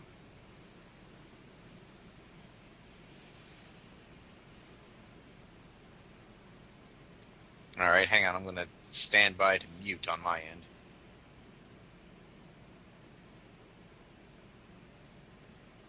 Mugen Damashi. What the hell does that stand for? I know Mugen usually means turtle.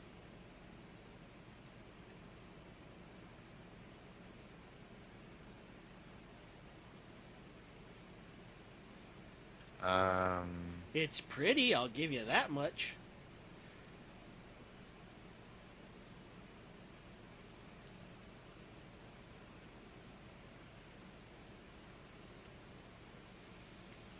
Tough. Oh, is it just like...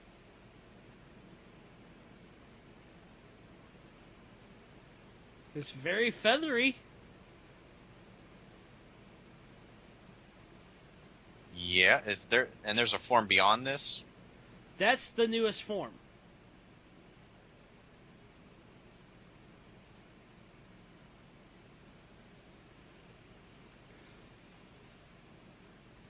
You know, that kind of looks like Forza, kind of.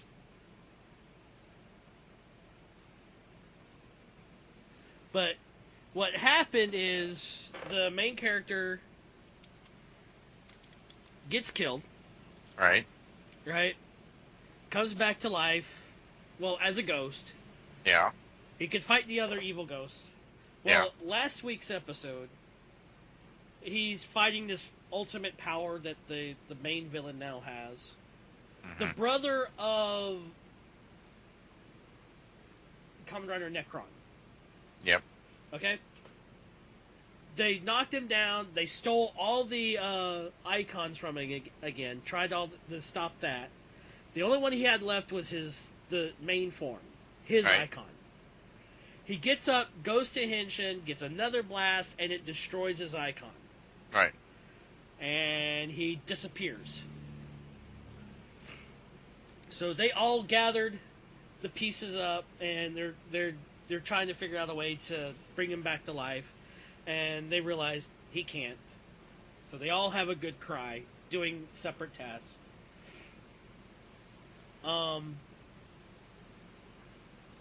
Then they stop, and Spectre tells Necron, because he was blaming himself for Ghost's death. Mm-hmm. And Spectre says, don't do that. He would not blame you. It wasn't your fault. And then what's really cool is they meet the granddaughter of the Squid Ball lady. Right. And she decided to take over the stand, right? Yeah. Makes them just like her grandmother. And those two have their getting passed to death, and everybody else gets passed to death. And then they figured out a way to send these ultimate power beings to another dimension. And they all show up at this one gate that they have to close. They each hold a piece of the broken icon, right? And they're saying, he's with us, he'll give us our strength, we'll do this. And he's fading away. He's in the spirit realm, fading away. He's giving up, and he's like, oh, I'm just fading away, fading away. They encounter the bad guy and the ultimate being thing. It blasts them, and they're laying on the ground. And one of the main female lead, she starts having a memory when the two were kids. And he starts feeling their feelings. And he comes back to life, and the old man, who they call him Gramps, is like, they did the impossible. He says, I knew keeping my faith in him was something. And you said he was dead. You gave up. Shut up. And he comes back, and he activates the new power. You don't see it. All you see it is shining form, and he destroys the two ultimate beings, and they don't reform. So that was it. So according to the Wikia, that is Infinity Soul. Infinity Soul. That's what they call it. And they compare it to Gaim's final form. Oh, where Gaim becomes a deity? Kiwami arms? Yeah, arms? where he looks like a monk/samurai. Yeah. That's a deity. He becomes a god. I kind of like there's somebody put a screen grab up of Drive and Gaim talking to each other in their final forms, and he goes, "Well, who are you?" "Well, I'm a noble civil servant." And he goes, "Who are you?" "Well, I'm sort of alien space god thingy." Alien space god thingy. I was like, yeah, that sounds about right. That's Kamen Rider for you, right? Well, here's the thing. People may not believe this, but I was the one who introduced you to Kamen Rider. Yes, with Buttface. Dino. Yep. And we both got into collecting for a while until I got out and you lasted a bit longer. Yeah, I still get the figure arts when I see a figure art that I like design wise based on a rider. If the rider I design is something I like, I wait to see the figure art and see if the figure art does it justice. I will say I like the design for Gaim and Drive. Gonna have to pick those two up. See, I just got out of it because collecting too much of the toy line became too much about collecting. The show became too much about the toy line and collecting everything. Yeah. Now, I don't go into role-play stuff anymore. Like, there's the one I want to get, which is the Necron thing, because I just like the design. I think that might be the only one I get. Figure arts are a little easier to store. Right? Yeah, they're packed away right now. If mine are. So I'm looking through the wiki page here on Ghost, trying to figure out who's going to be the final boss. Probably the brother. Jadel? Yeah. Or Adel or Jadel, whatever the hell. I don't know, maybe I'm wondering if they'll do the traditional thing of, like, with, Double and have the final boss just appear out of nowhere. Yeah. That one was weird. Who you think is going to be the final boss isn't the final boss. Right? Yeah, well, I mean, it's Terror, and then he's replaced with Utopia. Yeah. And I will say, Utopia was a badass. Yep. But Shotaro stopped him from punching him with his own hat. Well, yeah, I mean, that's... Blocked the punch with the hat. I'm like, well played, Shotaro. Well played. I cosplayed as Shotaro at a convention. Did anybody know who you are? Yes. I had the double driver on. Okay. This one girl, I'm setting up my booth, and I got everything up, and she, from across a crowded convention dealer's room, I hear, "Oh my God, it's Shotaro!"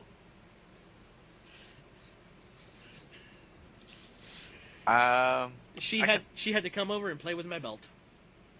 In public? Yes. Didn't know it was that kind of convention.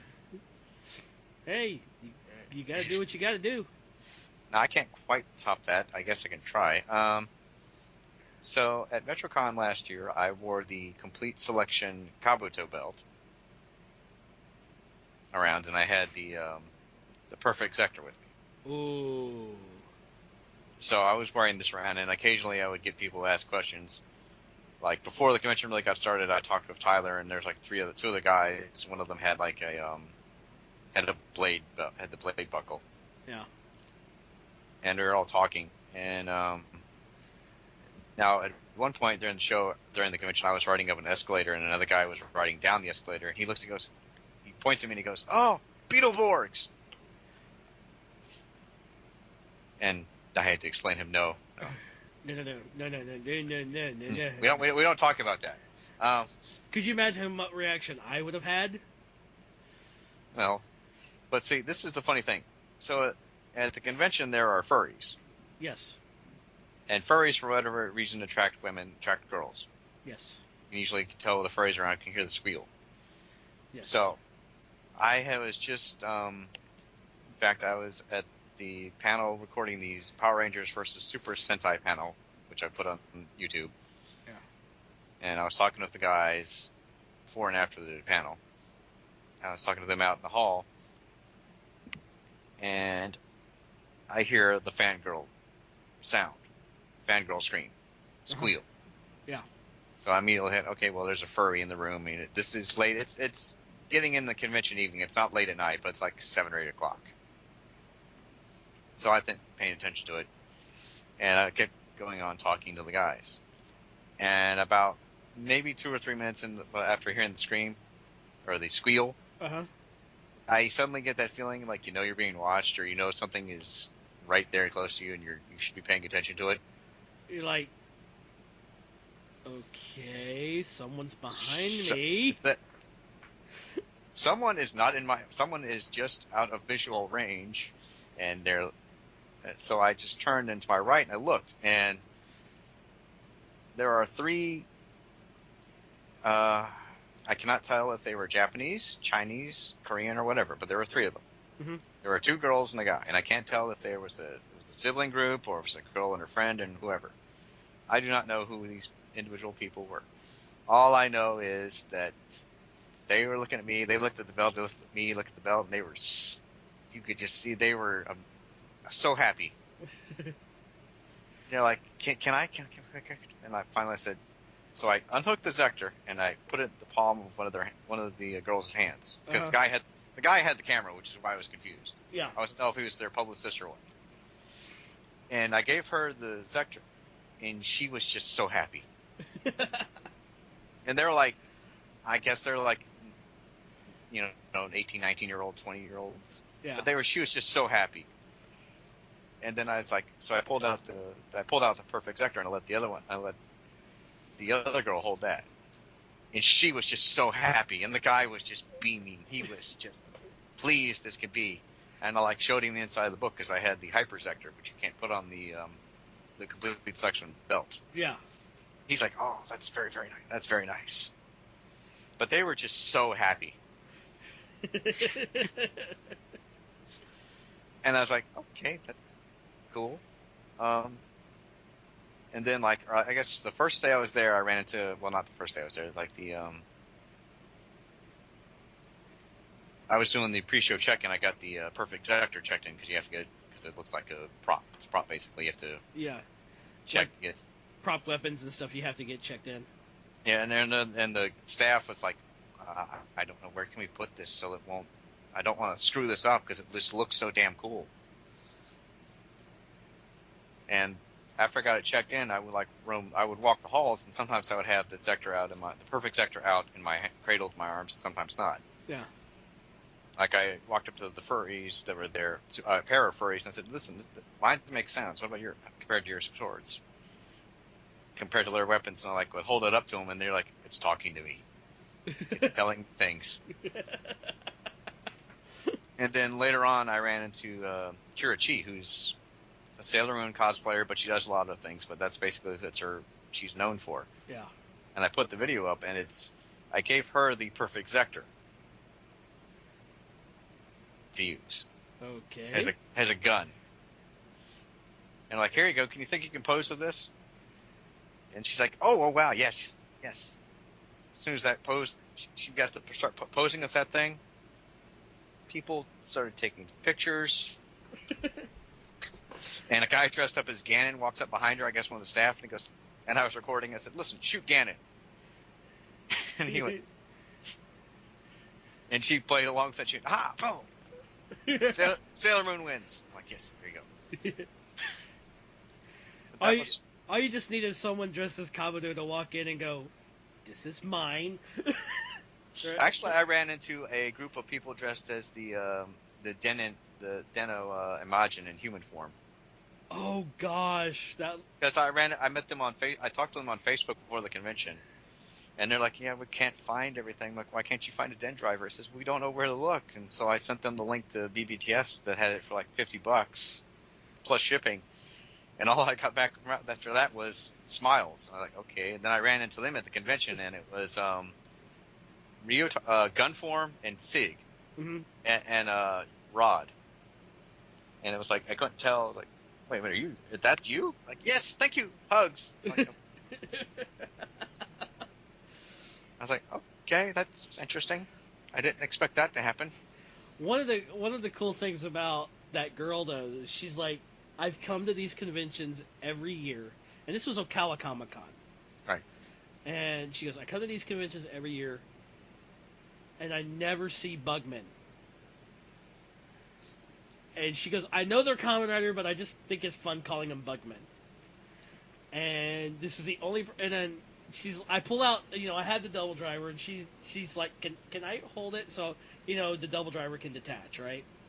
So I detach the double driver, take all the belts, put it in my bag, and she goes, which memories do you have? And I says, well, I just have the basic, and I got handed it the Joker and the Cyclone. She goes, oh, that's it? And I go, well, you want the Cyclone Joker Lunar? Or Joker, or Joker Heat? And I start handing her the one, and she's like,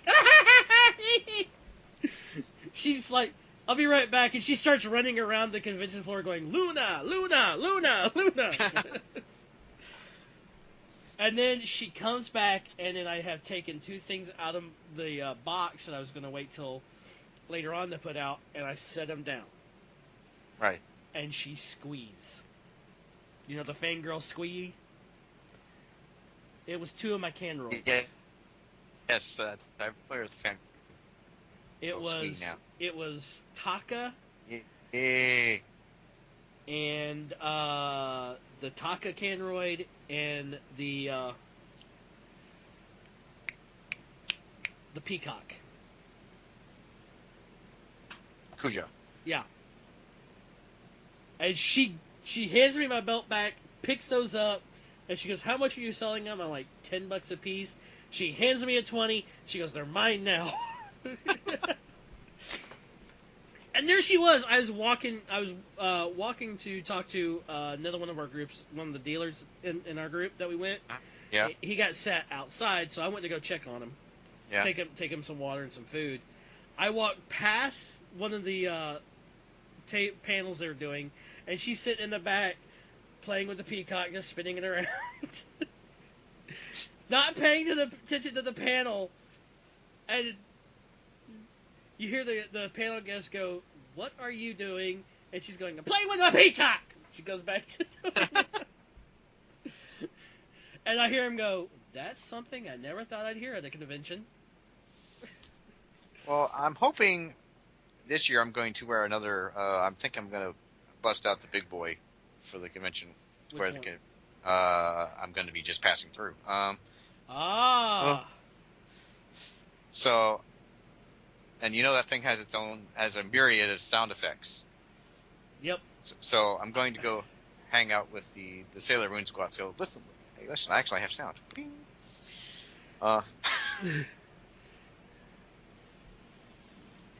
I still like, what was the reviewer? Shuriken Shinobi, is that how you pronounce his name?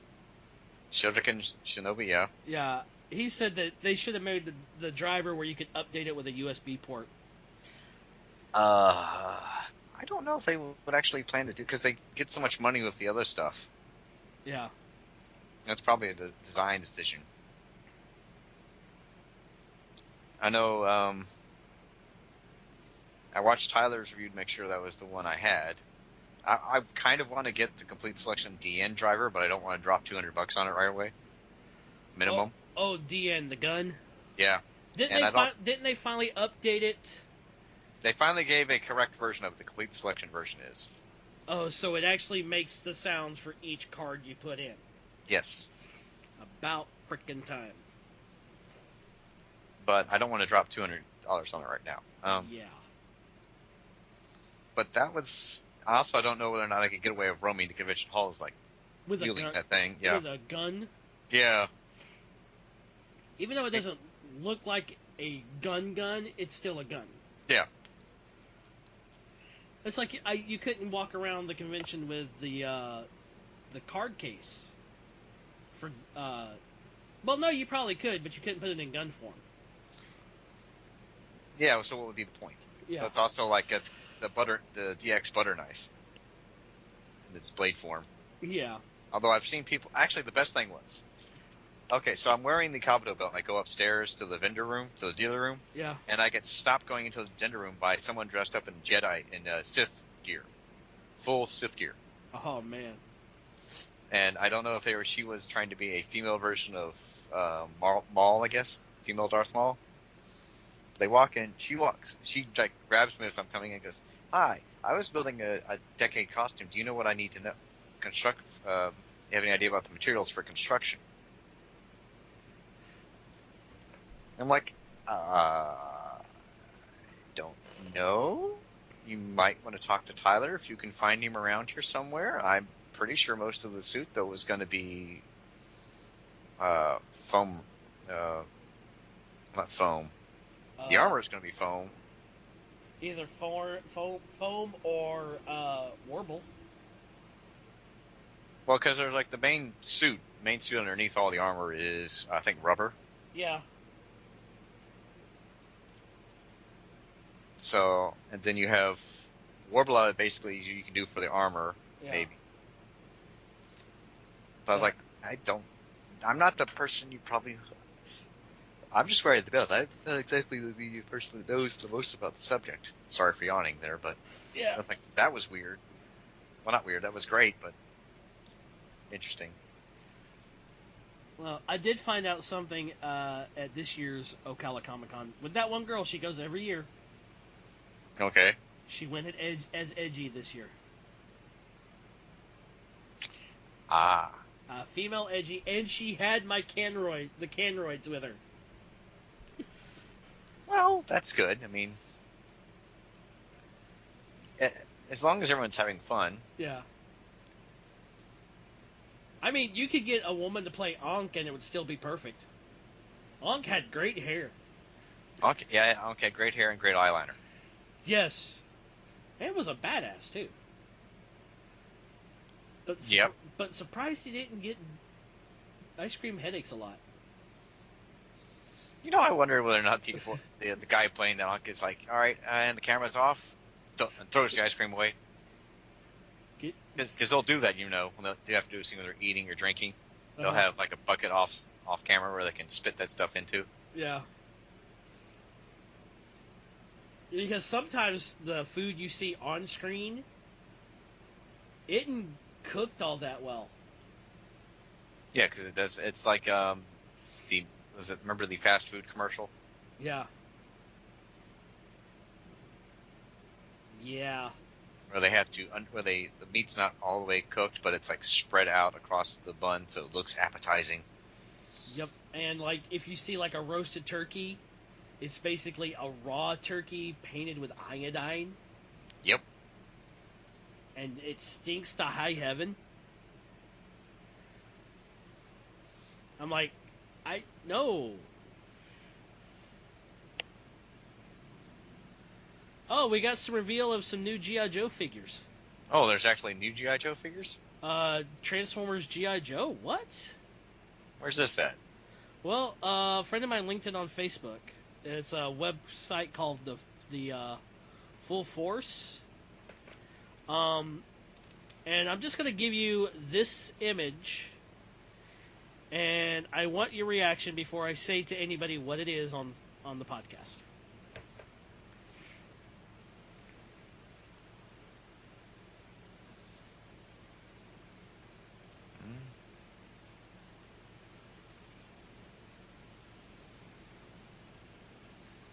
Hang on, it's got to load here. The Full Force, an action fan cast about Action Force. Yep.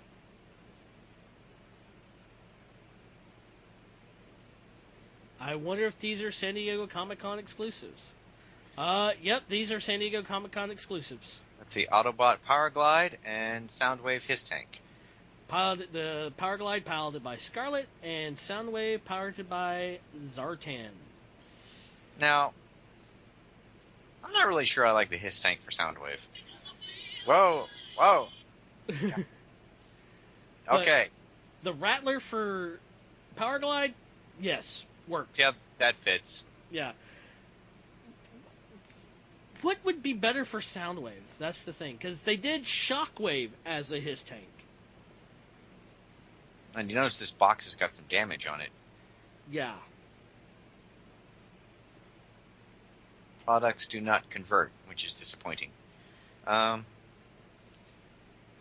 you think of how much money it would cost for they would go up if they made them where they transformed? You think how much the people would buy them if they transformed? They'd sell out. I think there was somebody did a third-party figure of Prime that was Rolling Thunder. Yeah, I saw it on BBTS, and it didn't sell that great. Well, no, because it's an unofficial product, and it looked Horrible. mediocre at best. Yeah. There's got to be something you could do for Soundwave though, or Shockwave. Wasn't there like a Cobra communications array or something? Something like that, yeah. I mean, I know why you're using the his tank because it's a better, well-known mold, but how big is a his tank anyway? It's not big. It's not that big, no. I would think if you're going to do a his tank, you would do it for one of the other smaller Decepticons. Oh, do you know we're getting a new SH Figure Art Kamen Rider 1? Of course. For the Ghost movie? Well, of course. And the original actor's doing him too. Does that mean we're going to get the return of Segata Sanshiro? I believe so. I hope so. And it's coming with a force effect part of the Rider Kick effect part. You know, here's something I always wonder about that. Okay. We've always seen efforts to bring back the first Kamen Rider 1. You think Kamen Rider 2 ever feels left out? He's always second loser. Actually, I did buy. I bought a Tackle figure for the convention. Oh, Tackle.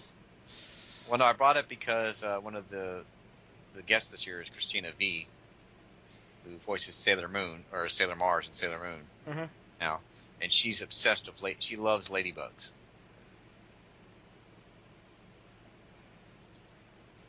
Oh, so, God. So the plan is I'm just going to give her this. I'm going to have her sign my SH Figure Art Sailor Mars because I have Stephanie and Robbie's signatures already, and I'm just going to have her sign Mars, and then I'm going to give her that Tackle figure and ask the handler person has she had her interview of Tyler yet? TJ Omega? And I'm going to say next time you see him, ask him about this character. He'll be able to tell you a whole lot of fun stuff, good stuff about her. He didn't like Tackle, did he? He liked Tackle. Oh, he did like Tackle? Remember Stronger is his favorite series. Yes. It's sad that the original actor has passed away. Yeah. And there's still fights over whether or not she should be a writer or not. I say she should. I say she should, but at the same time, I don't know if you're ever going to get people to do that, though. Yeah. Oh, you want to know something? Thanks to Tyler. Yeah. I was gifted something. Uh-oh. As a gag gift. He linked something a few years ago on his Twitter, and two guys got together and bought me this figure as a joke. Would you like to know what the figure is? Armada Hotshot. No. No. Basically deals with Kamen Rider.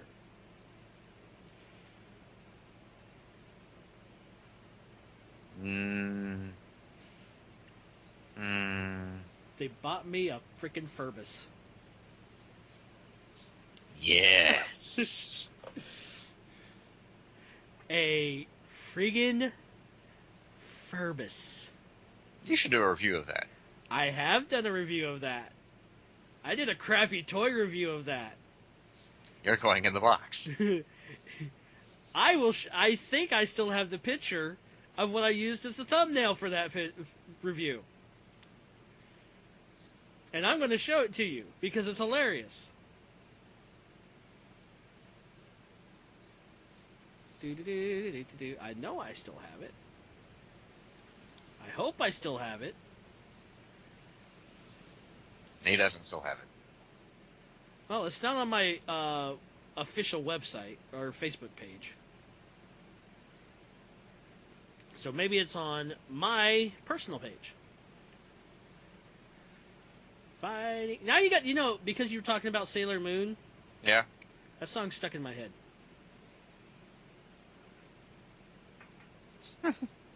Fighting evil by daylight or moonlight. Yep. Yeah. It's actually kind of weird watching that show in English now, because when I'm watching like the Viz version, literally is just the anime with English language. It's not the Deke version. Yeah. So it's like that song is not part of it anywhere. It's like, And I asked Stephanie, it's like, have they asked you to sing yet for the show? She said no. You know how edited it is here in the United States? Yeah. That was kind of like one of the things I'm wondering is, I get why a lot of the edits happened. I didn't agree with a lot of them or most of them, but I understand why they made them. In some cases, how they may have made the character a little bit easier to accept. Because there's Terry Hawk's version of Sailor Moon, which is the one everyone remembers, for going crazy with the voice. And then there's Stephanie's version. Stephanie's is probably more accurate, more faithful to the character, but the version everyone remembers is Terry. Yeah. Because she was just so over the top of the character. It's kind of like,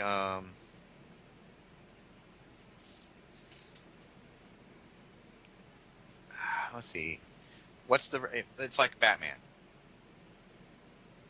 You say Batman, whose voice do you hear? Kevin Conroy. But it's been Bale, and now it's going to be Ben Affleck. But Yeah. You're still going to hear Kevin Conroy. Yeah. No matter what you do. When you read the comics, that's what voice you hear. Although if you're actually reading those comics, I'm very, very, very sorry for you. I'm very mad at Dr. Manhattan for you. Oh, the rebooting the... We're going to reboot the reboot because we just figured out our reboot sucks.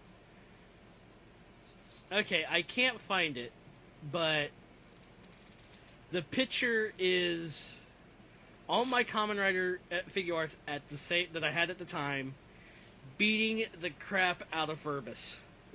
I'm about to say, unless this was Kamen Rider Black Rider kicking him, I'm not going to be very, very disappointed.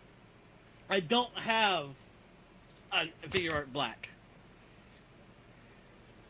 You don't have a Black RX? I don't have a Black RX either. Considering how often that thing has been stucking around? Yeah, I've been trying. Every time I found one at a good price, I don't have the money. Well, that means it's not a good price. Yeah.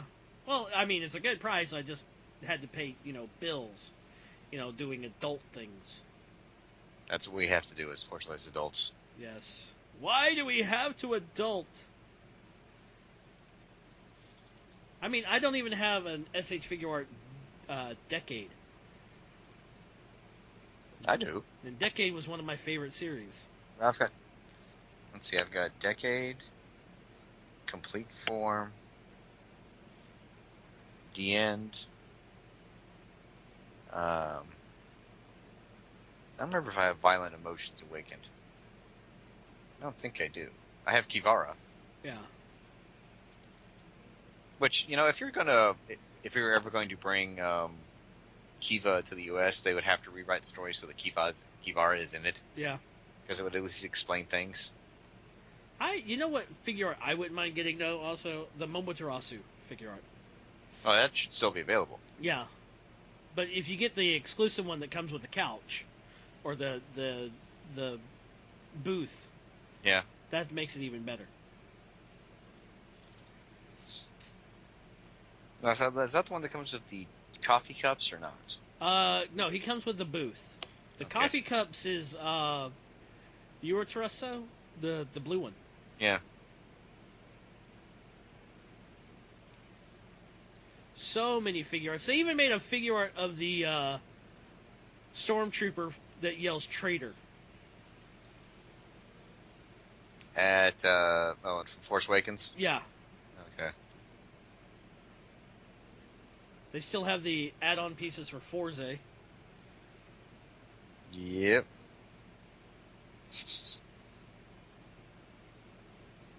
I should get a pipe in that for my SH figure art Mario. Oh, did you see the death battle between Bowser and Ganon?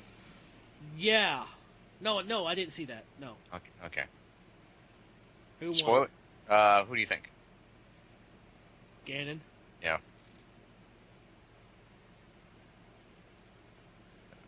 Basically because, magic and shit. Yeah. So Because the last few death battles have been kind of disappointing because you kind of know who's winning. It's just announced on the fighters.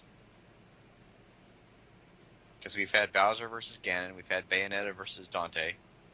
Who won that one? Dante.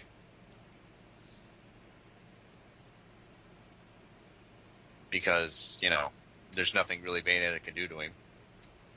Yeah. Although, actually, at one point that they did do one thing that I thought was probably closer to how the fight would go is that she grabbed him between her legs. Well, they started, I guess, having a sword fight that way. It's like, what? Yeah, it's like, Kinky. yeah, I can see the fight going that way, but I don't think it's going to be fighting with swords, although there may be one involved. But Yes. But, yeah, Quicksilver versus Flash. Quicksilver won that one, didn't he? No, yeah, right, yeah, no. Oh, Flash won? One guy's top speed is the speed of sound. And The other one guy is faster than time. Yeah. So it's like, really? It's like, okay, we know how that's going to end. It's like, these death battles have been kind of disappointing, but then I think the next one they have announced, unless they've already done it, is Joker versus Needles Kane Oh. from Twisted Metal. Have you ever seen Superpower Beatdown? I've seen like 2 episodes of that, and I'm still not entirely sure. They had Deadpool and Domino versus Joker and Harley Quinn. And then that went exactly as you expected it to. The Joker and Deadpool watching the two girls fight. Well, there's also Deadpool pulling out the chicken to choke Harley with. Yeah. I thought that's about right. That's about correct. Let's see. They had their first ever CG animated beatdown. Mm-hmm. Iron Man versus Optimus Prime. And how'd that go? Optimus Prime threw a satellite on top of him. Yeah. Let's see. What was the other death battle? Ratchet and Clank versus Jak and Daxter. I would hope Ratchet and Clank win that one. They did. Because of the guns. Yeah, I floated the idea of doing Chris Redfield versus Isaac Clarke. Now, what game is Isaac Clarke from? Dead Space. My money is on Isaac. Yes. Because he has his thing that can slow down time, and he has that TK module. Yeah. And he's smarter. Although I do think Chris has got more actual battle experience. Yeah. One of my favorite beatdowns was Darth Vader versus Batman. And Vader Chokovich? They had to do two endings of that. Because the final score was 49-4, 51 49 for Batman, 51 for Darth Vader. But it was like 50. It was almost like a 50-50 split. See, I don't understand. I mean, why do these contests if you're letting people vote on who's going to win? Because we've already had that with Marvel versus DC. Yeah. Where they had Captain America lose to Batman. and Spider-Man beat Superboy, Storm beat Wonder Woman.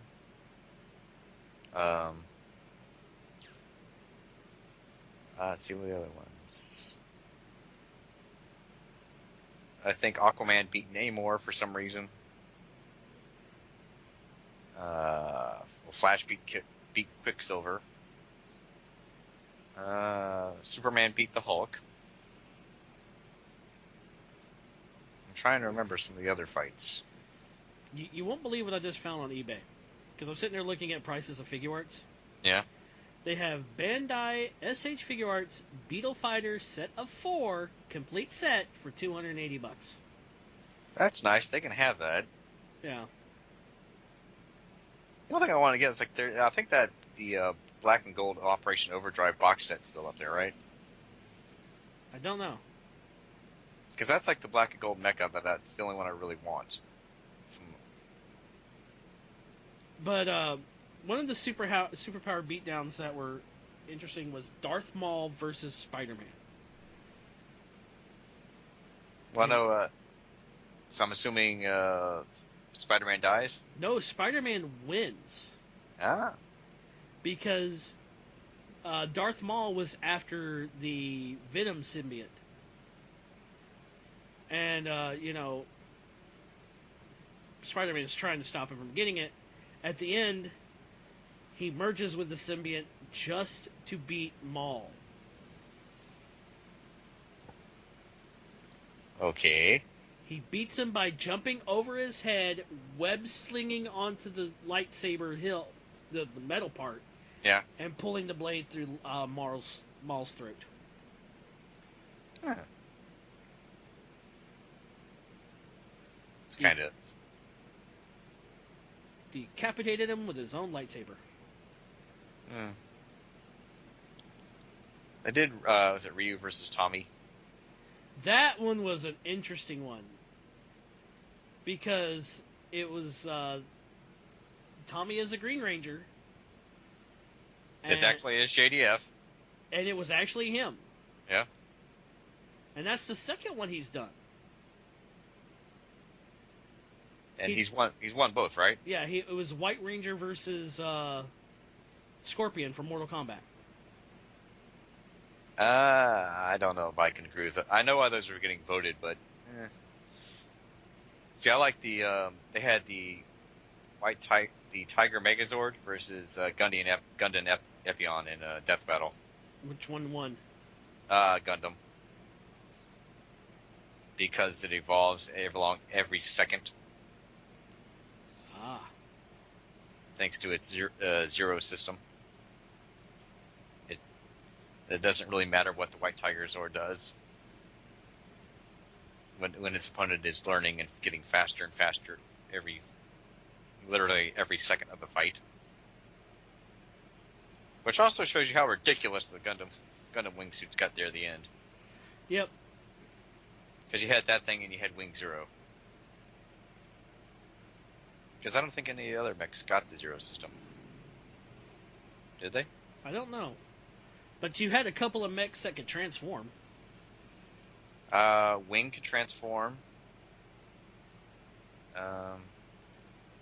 Epion didn't. I remember the red one would transform. There was a red one that transformed. What, Shenlong? Yeah. No, I just had that transforming staff.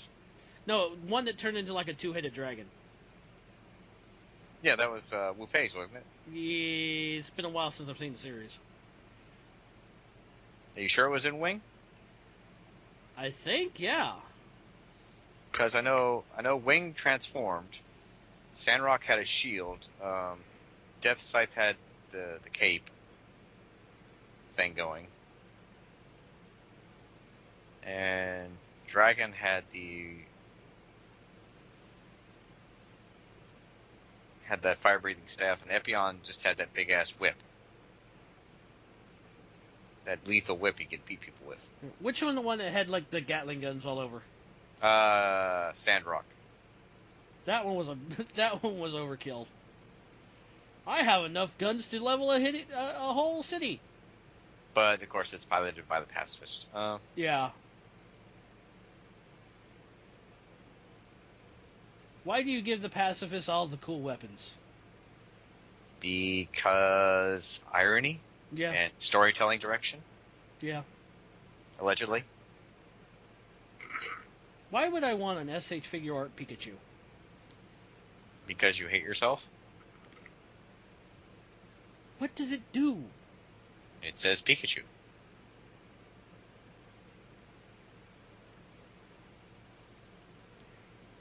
It's kind of like Netflix was saying, hey, you'll like to watch Battlefield Earth. What did I ever do to you, Netflix? Come on, we got to get it out of here somehow. Why are you being mean? You know what actually that reminds me of? It was one of the later Looney Tunes cartoons where they decided to let Taz talk. The Tasmanian Devil talk. Yeah. And I forgot what the other characters are important, but there's a scene in that little cartoon skit where they're in this big mine cave and they can just see eyes, and they hit something, and its eyes open up and it's Taz, and you hear his voice goes, "Why for do you hit Taz in deep in head with his club in deep dark cave?" And then he mauls the bejesus out of him. I love those. I love the old Looney Tunes. Well, the Fine Bros, when they're not suing people, they had that thing where they talked about says, "Do you know it?" And they played them the Tiny Toon theme song. And they're like, "Do you know this theme song?" "Nope." "Is it Little Looney Tunes?" They all said it's Little Looney Tunes.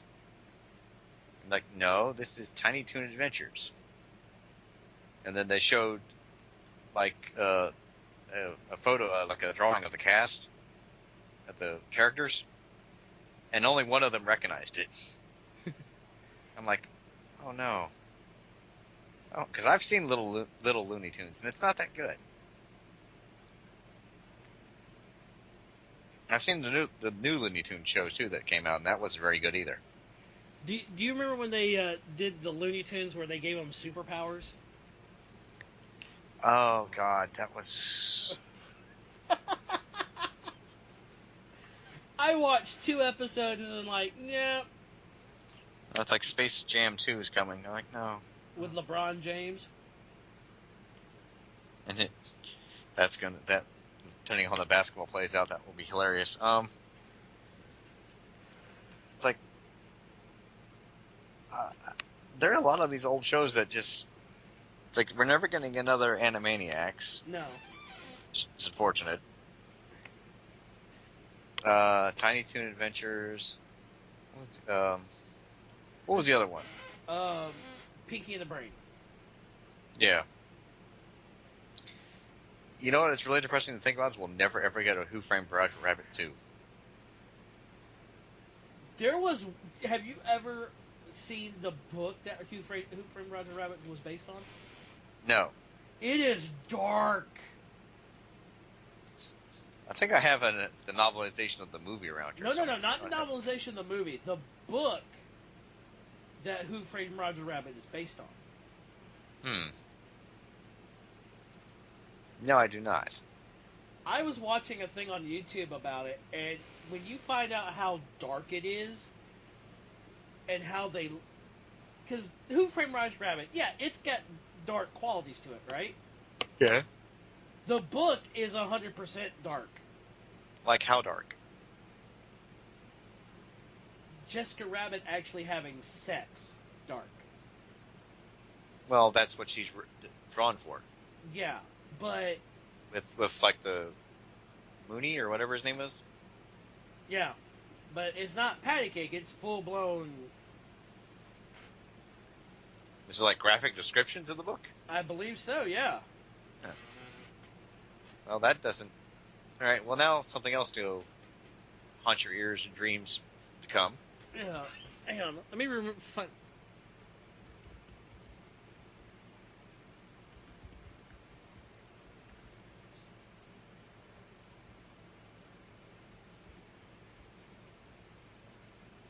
Who Framed Roger Rabbit based on? Not daced, based. I'm actually more curious to find out where Daced is. It was entitled Who Censored Roger Rabbit?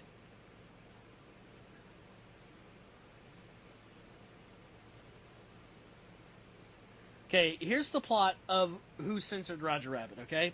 All right. Eddie Valiant is a hard-boiled private eye, and Roger Rabbit is a second banana cartoon character. The Rabbit hires Valiant to find out why his employers, the Greasy Brothers, the owner of the Cartoon Syndicate, have reneged on the promise to give Roger his own strip. Soon after, Roger is mysteriously murdered in his home. His speech balloon found at the crime scene indicates the murderer was a way of censoring the star, who apparently had just heard someone explain the source that his success. Valiant's search for the killer takes him to various suspects, including Roger's widow, Jessica Rabbit, and former co-star Baby Herman. He is assisted by Roger's duplicate, who only has a few days to live. Toons creates duplicates of themselves to do dangerous stunt work. Huh. The thing is, when they talk, no voices come out, only speech balloons. Speech balloons with text in them, right? Yeah.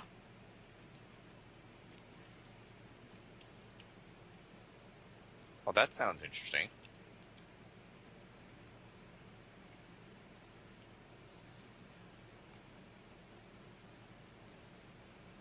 Let's see here. On to the ever reliable wiki here.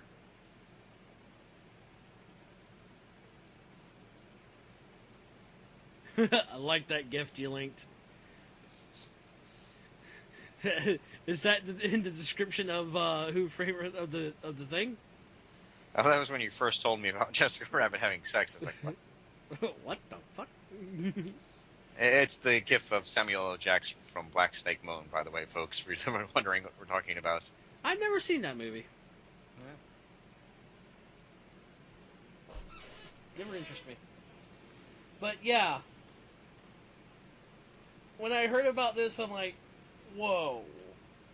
I have to find this book somewhere and read it. Yeah, good luck.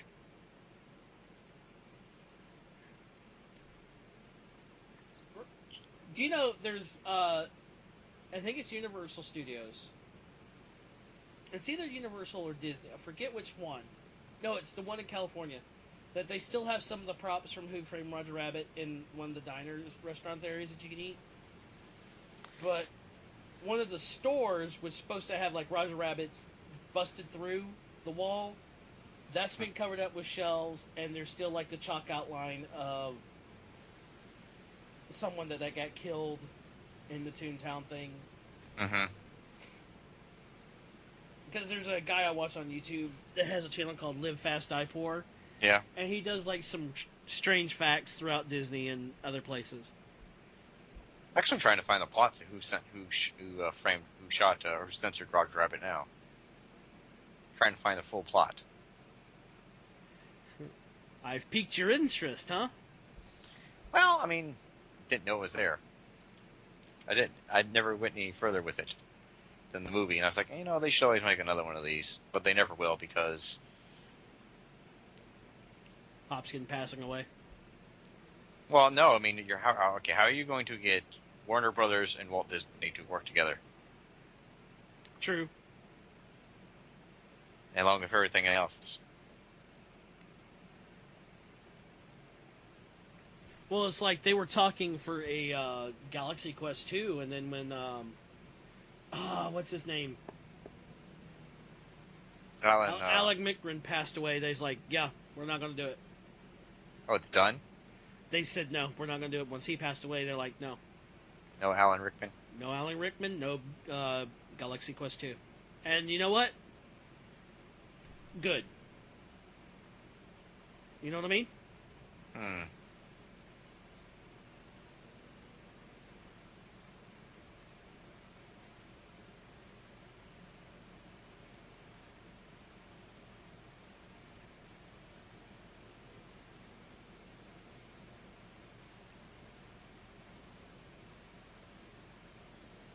God damn it.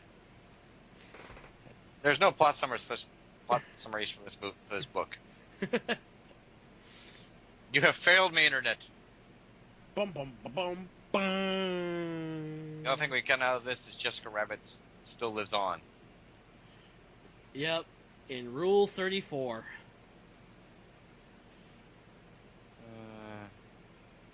Well, then cosplay. Yeah. I think one of my favorite cosplayers who did that was Yaya Han. She's pretty popular every now and then because I think Jessica did her, right? I think Jessica Negri did her, yeah. She does everything? Just about. It's Jessica Negri. Yeah.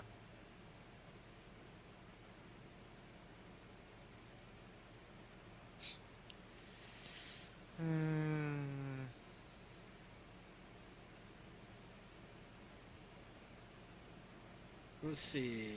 Oh, excuse me. Did you see the picture of the guy who took one of those old Burger King little mini Game Boys and actually made it into a functioning Game Boy Mini?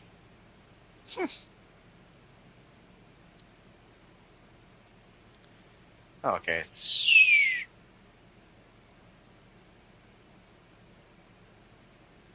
Oh, that's interesting. What's that?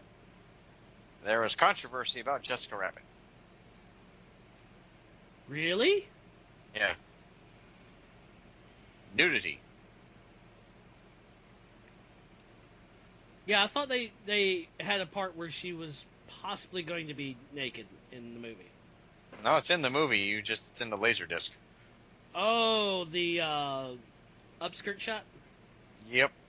Well, that's in the Laserdisc where it says you can view this thing at 24 frames per second and see it. So there you go. Yeah. We've solved something of complete and total minor interest to anyone involved. People are going to be like, we've got to find it. It's a 2-hour podcast. It's almost a 3-hour podcast about nothing. Then then it's just two guys having a great conversation. Yes, it's the Seinfeld shit podcast. Yes. Do. Yeah, how long has that show been off the air now? 10, 20 years? Something like that. Everybody hated the last episode. The series. But it fit. It fit, but to end on such a downer? Well, but again, it fit. I know. But people are, why did you do this? Why did you do that? You upset me. No, rage. But all of those characters were assholes. Yes. Sorry. They were. No, I'll agree. They were. They got, jailed for making fun of somebody getting robbed. Well, you got, in one case, you got the Jason Alexander's character getting jailed because his wife died. Yeah. Or indirectly responsible for that.